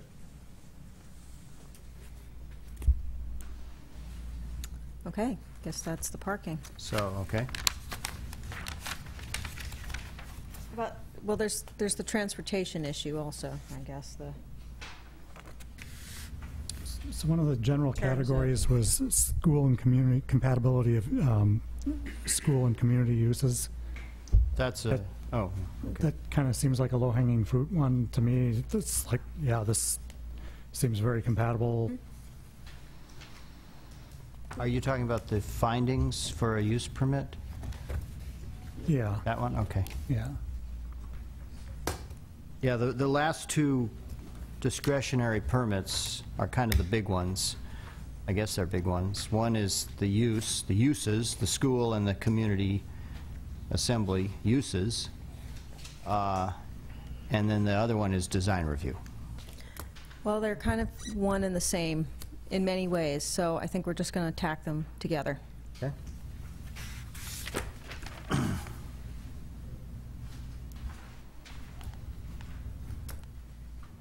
Oh, you know, I did one more thing about the traffic. I agree with Vice Chair Asher that the parking and traffic rules should be sent out twice a year, and also that there should be traffic monitors in terms of, oh, I guess we haven't gotten into traffic. I'm already into traffic in my brain. Traffic is a big one. It is a big one. I think Can we do traffic? I think we're ready to start. All right. I just naturally did it. Sorry about that. I would like to make those conditions of approval, if that's possible, for monitoring traffic at 47th and 53rd, and also not having pickup or drop-off on San Pablo, and having crossing guards. These are all really important safety features for... And having a traffic monitor. And the monitor, both on 47th and 53rd. Well, I think the monitor, I see the monitor as one person that is just kind of watching what's going on here and making sure that people aren't double parking and... Yeah. So in the conditions of approval now, we have under management of traffic flows, there are 9 different points. One of them is prohibit parking on south side of 53rd Street around bell times through paint signing and enforcement. Designate a student drop-off pickup zone on 47th Street and prohibit parking around bell times through paint signing and enforcement. School staff to monitor activities on 53rd Street during the drop-off pickup periods to facilitate loading procedures and prevent parking in the loading area. And then prohibit drop-off and pickup activities from San Pablo Avenue. There are a number of others, but I think those are the most on point to what you're discussing. Is there a way to add 47th if needed in the conditions of approval? In the monitor? Yeah. Sure. Yeah.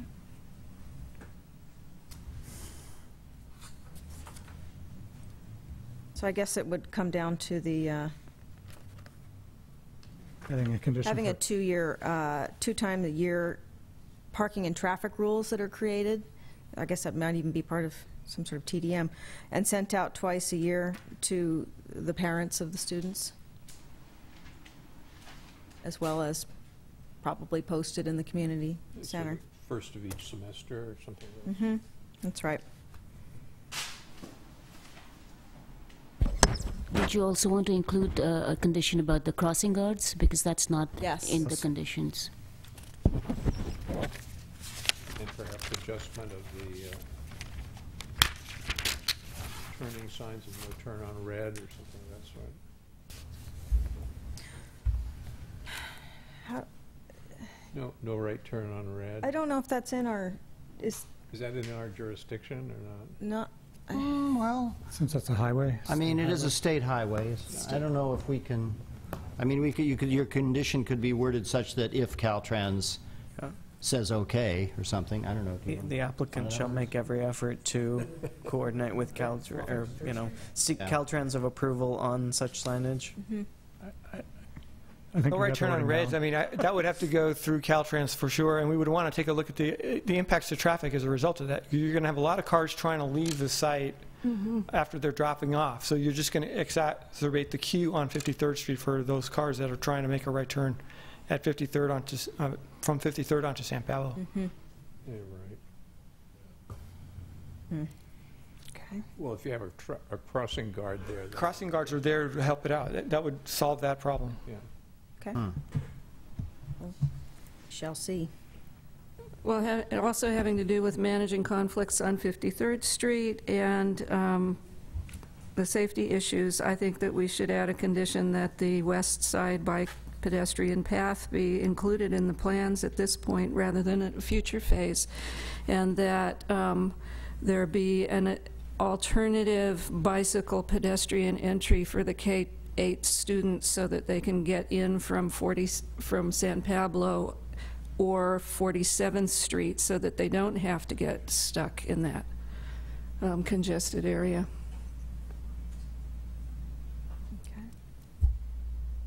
I think that would make me feel a lot more comfortable with having 53rd function better if there was an alternate path for kids to get in, as you suggest.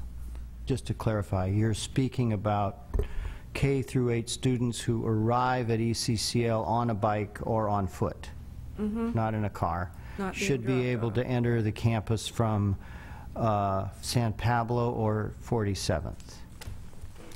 Yeah. I believe they can. I mean, there are entrances there. There wouldn't be like a dedicated K through 8 walkway through the campus, I don't think. They'd have to enter from 47th, they'd have to enter at the 9 through 12 entrance, and on San Pablo, they'd have to enter through the public entrance.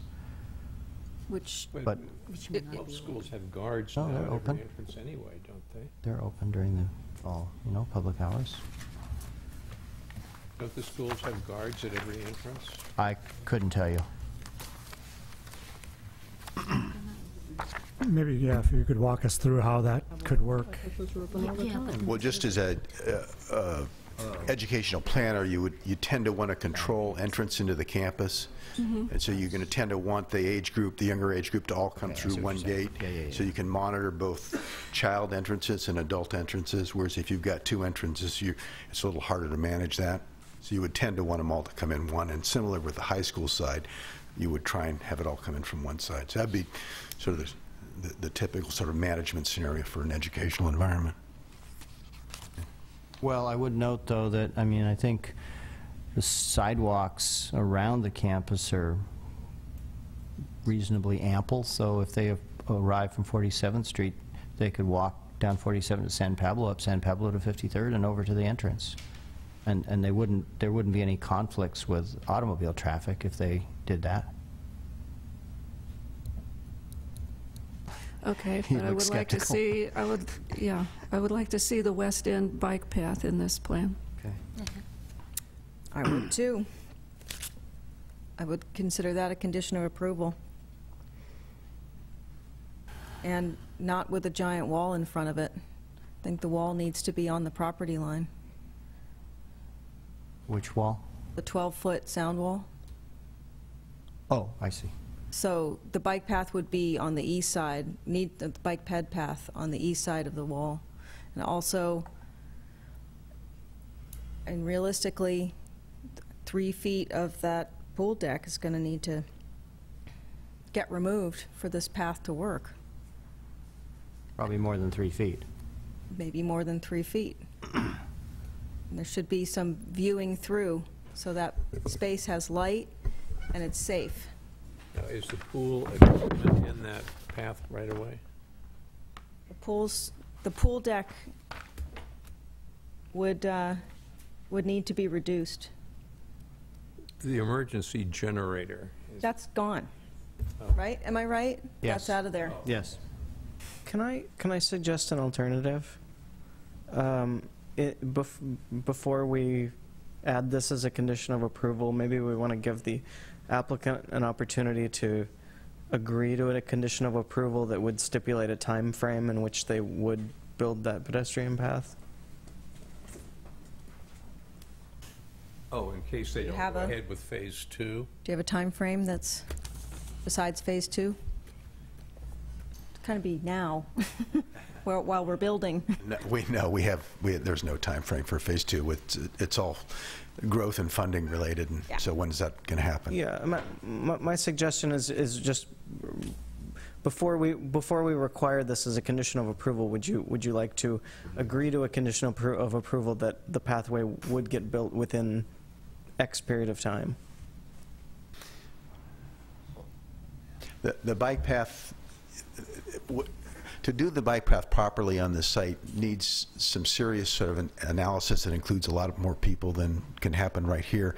And I don't know how much detail I should get into, but I can go over with the challenges of the current design and providing space along that west property line. And I'll just try and do it real briefly. What occurs there now is you've got a retaining wall that separates Emery Bay Village from the property. That's about this height. It's about 3 feet. You rise up 3 feet off of 53rd Street, and that's where the redwood trees that we're saving occur. So you have to figure out to get around those. Then, as you get up onto what we call the field level.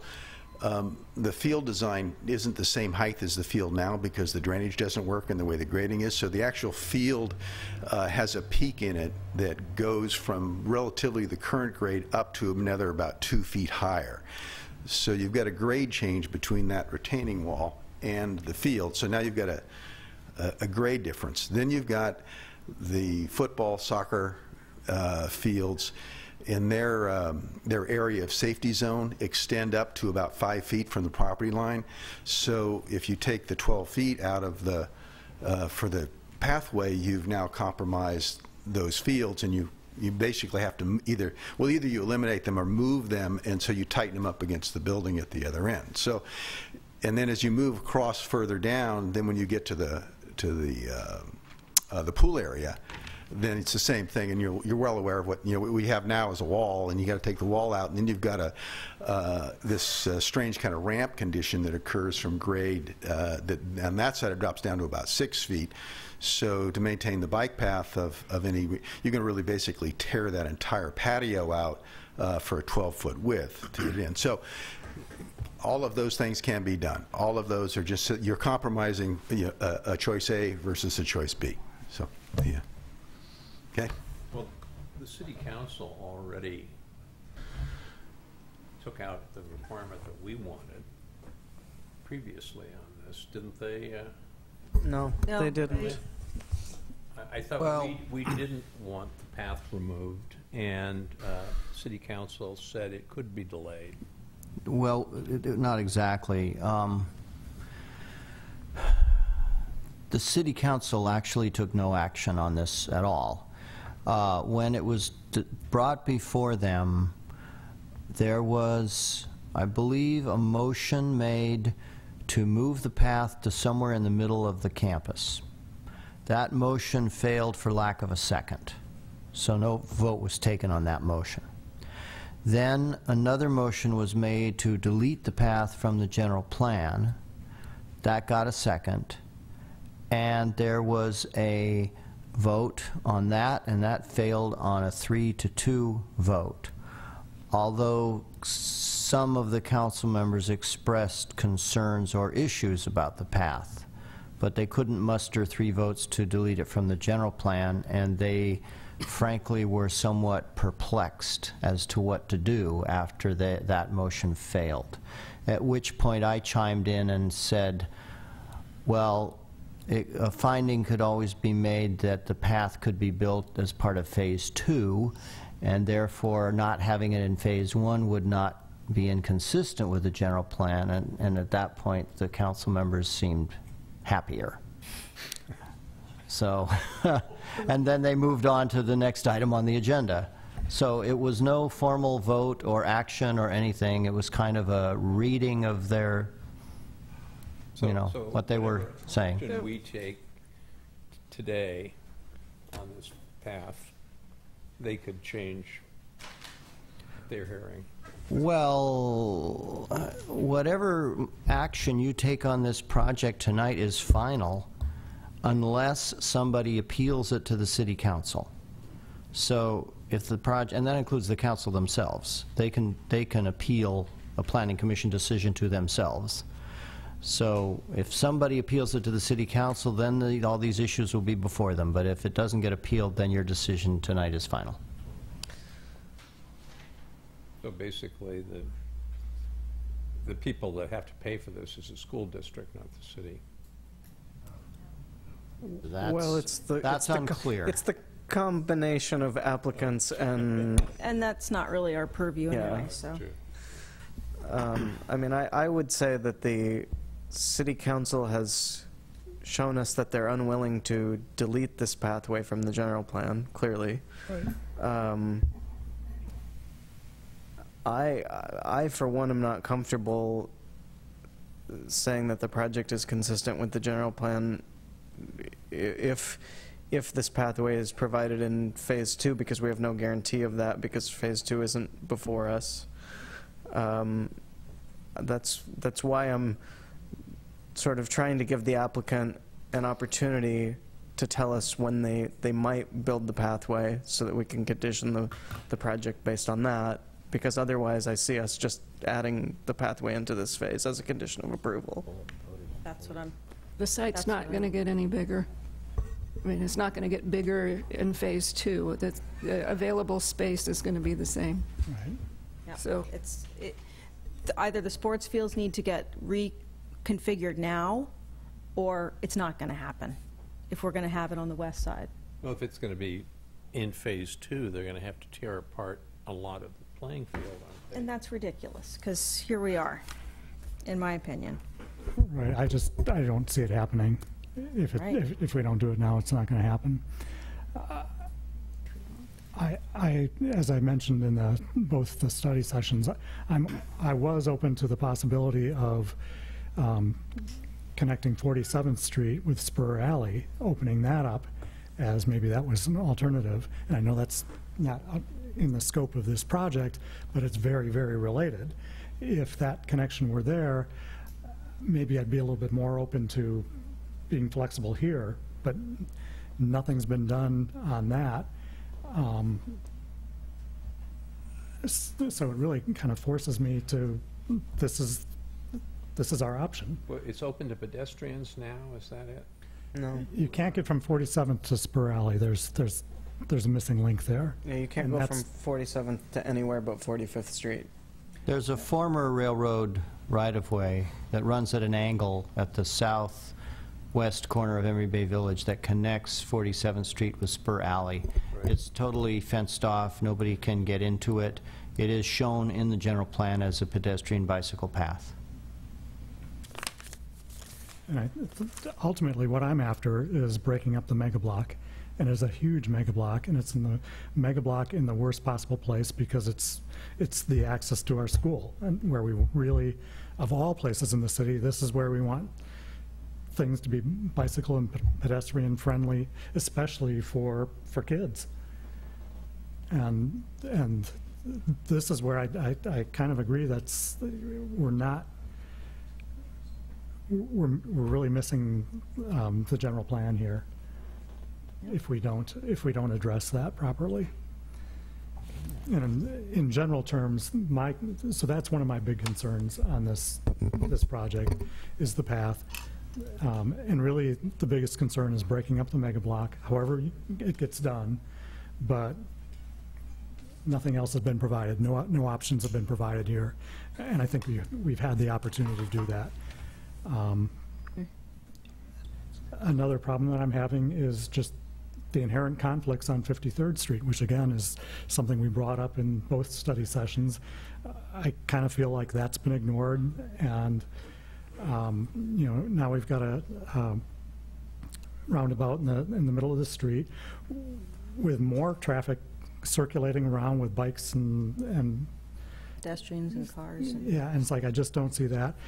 My other problem with the plan is the inadequate sidewalk width on 53rd Street, and I know it's all a balancing act, but I almost looked at some of these things as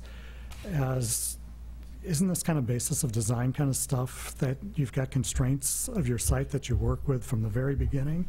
And it's really clear that not only is 53rd Street, it's a green street, it's a greenway, it's a pedestrian priority zone. I kind of feel like this has been ignored and kind of swept under the rug, and we'll deal with it later, and in the end we have a compromise, and it's like I'm open to compromise, but this is a really important thing. And it's like I look at some of the biggest successes in the city, I think, are our greenways. I think the greenway is huge, and I think it's just really important. And I think you've really tried to accommodate things, you know, with the tree plantings and the bioswale. But as a pedestrian that regularly walks with groups of people, 6 feet is just not adequate, and it's really, Fair and Pierce has made the recommendation that be much wider than that, and I agree with that in this loading zone. So I really have problems with 53rd Street, both as far as the addressing the greenway and the traffic, and I have problems with the bike path. Everything else, and actually I would also concur with the comments about the community comments of how can we make this a better project, and I think Sean's comments on making the community commons more better for the general public are very good comments. And just a general thing too is kind of things taken out of order here is like we have a TDM and we have a condition of approval that the TDM kind of after the fact gets approved by Charlie. It almost seems like shouldn't the TDM have been defined up front, because that's going to define kind of or influence maybe more some of our traffic impacts. Just some of the things just seem kind of backwards here. So also the parking plan. It's like we're taking things out of order and putting them at the end. Kind of, it's like, yeah, we'll address this later, and these are kind of fundamental things. So those, I guess, are the things that I have problems with on the project. So would you suggest a condition of approval that a TDM plan be developed and accepted before it moves on? I mean, how do we do this? Yeah. Well, maybe I look at that as more of a lesson learned kind of thing. The condition is that the TDM plan be prepared and approved by me prior to submittal of a building permit application to the state. And I would say that that is typical. That's a standard way our conditions are. Typically, a TDM project program, if it's required, is done prior to issuance of a building permit. I would suggest that we change that really the TDM be something that gets presented for us to review, because I think it's a really important measure that really gives us more feedback on, yeah, it's like, okay, I think a lot more people are going to be coming here on public transportation because we've got these measures in place.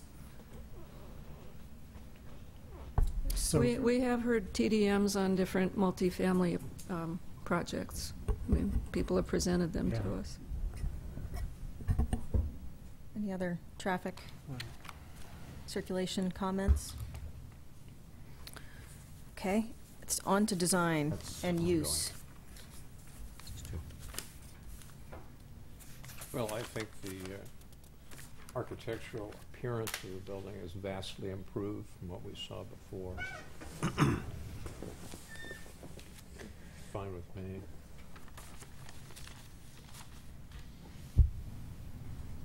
I agree with Buzz. I think I'm fine with the architecture, I'm fine with the use, I'm fine with everything else other than the points that I raised. I have serious concerns, as Commissioner Moss was mentioning, about the, and Jack said the, what was that? Community Canyon? Yeah. I think that is turning into a horrible space. And if it wasn't great before, it's now really bad. And we can pretty much guess that it's going to be artificial turf. So we've got artificial turf and rubber mats with giant walls and 2 trees. And that's it. And that's not good. It's not good for kids. It's not good for anybody. The whole, that entire thing is just, it's piecemealed together, and I agree that this proposal could be better, and I'm very concerned about that not being a good, healthy play space for children. I also had the same thought about that play structure as a cage. I was like, okay, there's the hamster cage, and so I was feeling a little like there's a whole lot of cage going on with that, with the entire project, and that was not adding to a feeling of upliftment, in my opinion. The celebration of Temescal Creek is not happening. I mean, it's just going to be a bunch of reeds, and that's it. You won't even, there's no water. I mean, there may be a couple of signs saying, yes, there was once a creek here, and here's a bunch of grasses, but you're not going to really feel it or understand what's going on, and I think that is a very sad thing, and I also think that the Greenway could be a heck of a lot better. And I realize the constraints of the site, but that is, I had great hopes for that to be much better.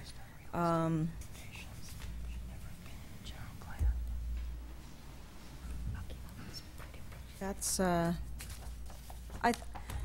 so the other thing is the use, and the use and the design are not necessarily, well, they're absolutely connected. They go hand in hand, and I think that there's too many things going on in the site. I still think there are, and there's just, it's not, with the design that is before us tonight, it is not adequately solved.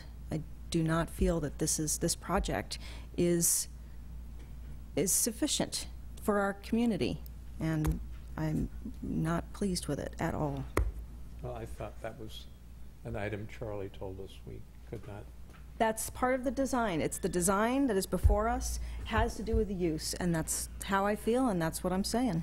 Just to clarify, what I said was, to the extent that these issues that are not normally under your purview affect your ability to make the findings for the permits that are before you, then they are germane. All right. Said enough for now.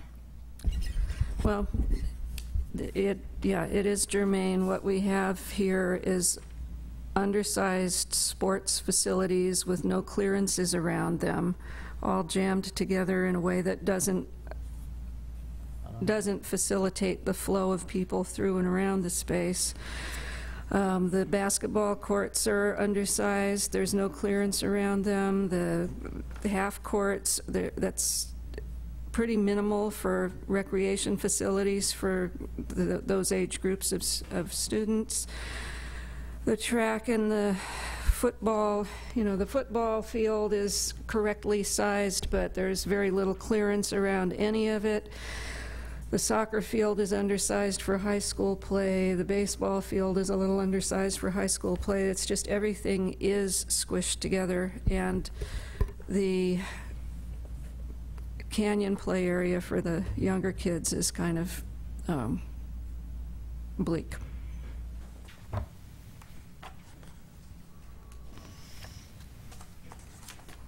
So if the bike path, I mean, the bike path we're saying is difficult because there's no room for it, and there's no room for it because everything is stretched to the absolute maximum of where it can go. That's troubling. And I understand using berms to create spatial separation is a softer way to do it, but it's also taking up more space and eating up space in a way that's not very usable. And maybe things could be moved a little bit more if those features weren't there.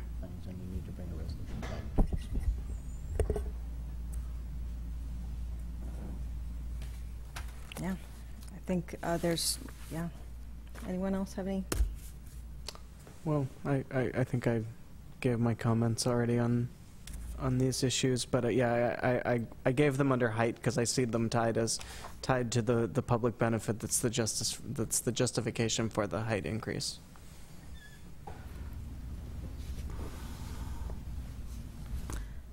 Okay. Well, I guess that's all our comments. So how do we conclude? I would. It sounds So to me. in terms of design, right? So that's that was our last. It's a review, but we have to either move it forward with conditions or say it's not going to fly. Exactly right. Yeah. That's what I was going to say. Your options at this point, I believe, are to, if a majority of you agree, to approve it with a whole bunch of additional conditions, which we need to nail down, or determine that you can't make the findings to approve it.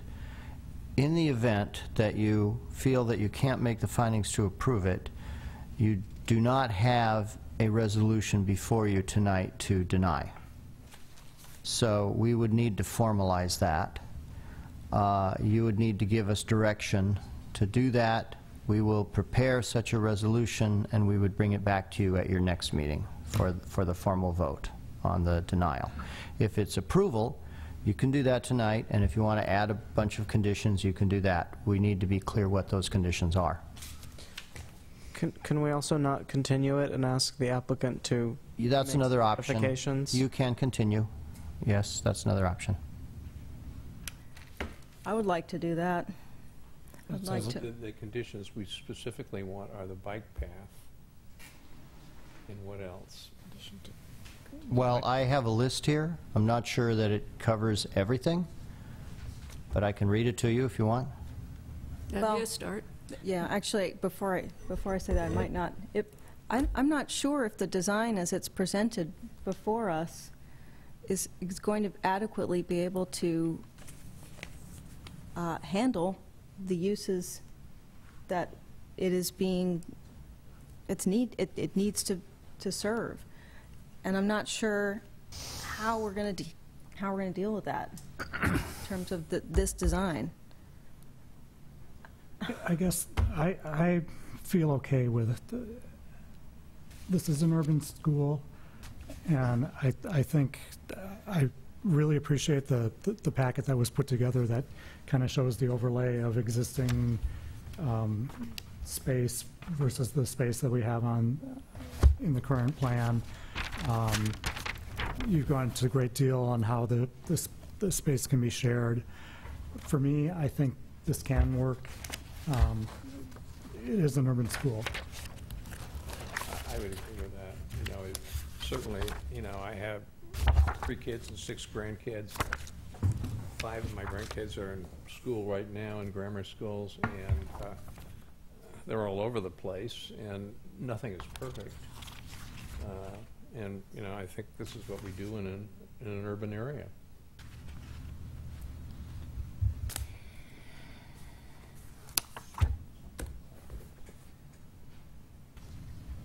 Oh, someone want to make a motion?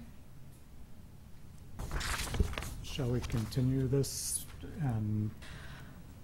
We've got our list of things that we want to see in here, and then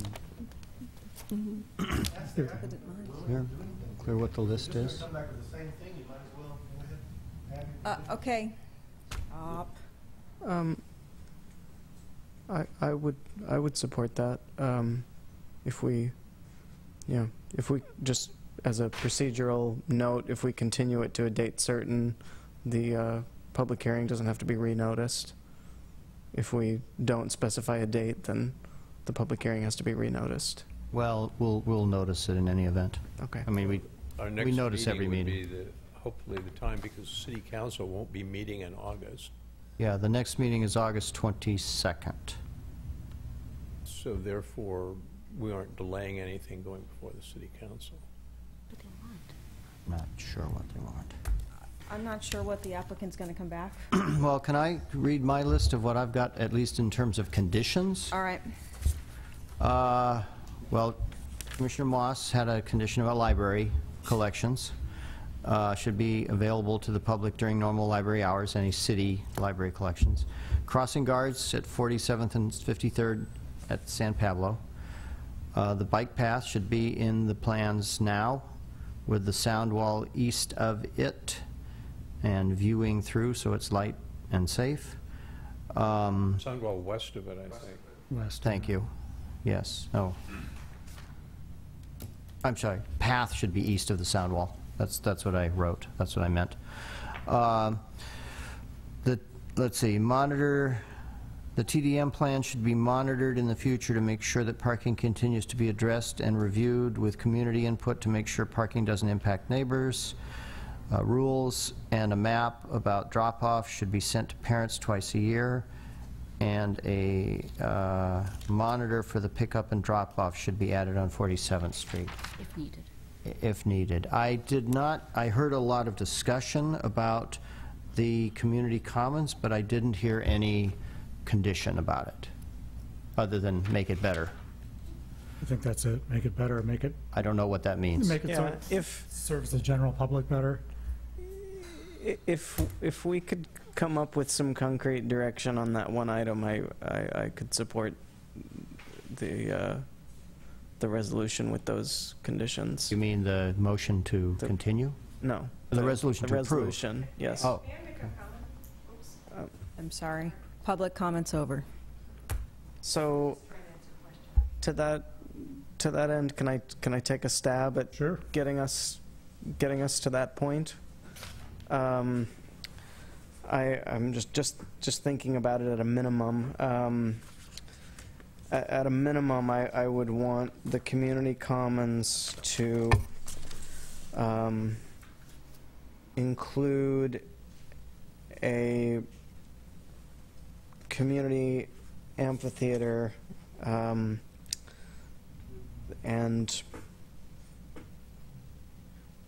an appropriate amount of turf seating for that amphitheater, or an appropriate amount of turf and other seating for that amphitheater, or something like that. I think it's sort of at a minimum. That's like my starting point of this discussion. So, anybody else, feel free to jump in. Well, it has to be kind of open, because it does have to have multiple uses. It can't just be public. It has to be for the school too. Right. Yeah. I'm trying to sort of work on something that gives them flexibility to design it so that it functions as a school play area while still providing this community amenity. Well, maybe they have bleachers that can be pulled out or something of that sort if you wanted it as a performance space, but I think the primary use is the school. Certainly the number of hours it would be used would be more by school time than by community time. Well, I mean, I think that's where my frustration lies with this item, is with this element, is that's not the way it started, right? When we saw it in the study session, it came to us as a space that would be open to the community at all times. I don't remember. And we gave comments that sort of endorsed using it as school area, but then it went in a direction that was not in the spirit of our comments. There's this little area that's open to the public at all times. Yeah, that's what it's become. That's what it's morphed into, yeah. Might I make a suggestion? Sure, please. I can appreciate the challenges you're trying to do here, because we've been through a lot of these ourselves. a lot of this is around seating, and one of the reasons why it's flat now is actually not, it's part of it's the whole play area, because as you're pointing out, it originally started out as much more of community, and then it shifted more into the school environment, which also sort of expected it to be flat. But also for the community use, their expectations and needs actually were also to make it a flat surface, and so that sort of both forces together were encouraging us to make it a more horizontal surface. Now the issue of seating is an interesting one, and that if you're going to condition, maybe that's the condition, to figure out a way to solve the seating problem, so that for activities around, you know, where we do have the stage area which still exists, and so how do we get people to focus on that? So the other comment, I think, about the 2 trees, if you want to encourage us to add some more landscaping, would certainly be a reasonable thing. Nice. Yeah, 3 trees. That and addressing the way that 53rd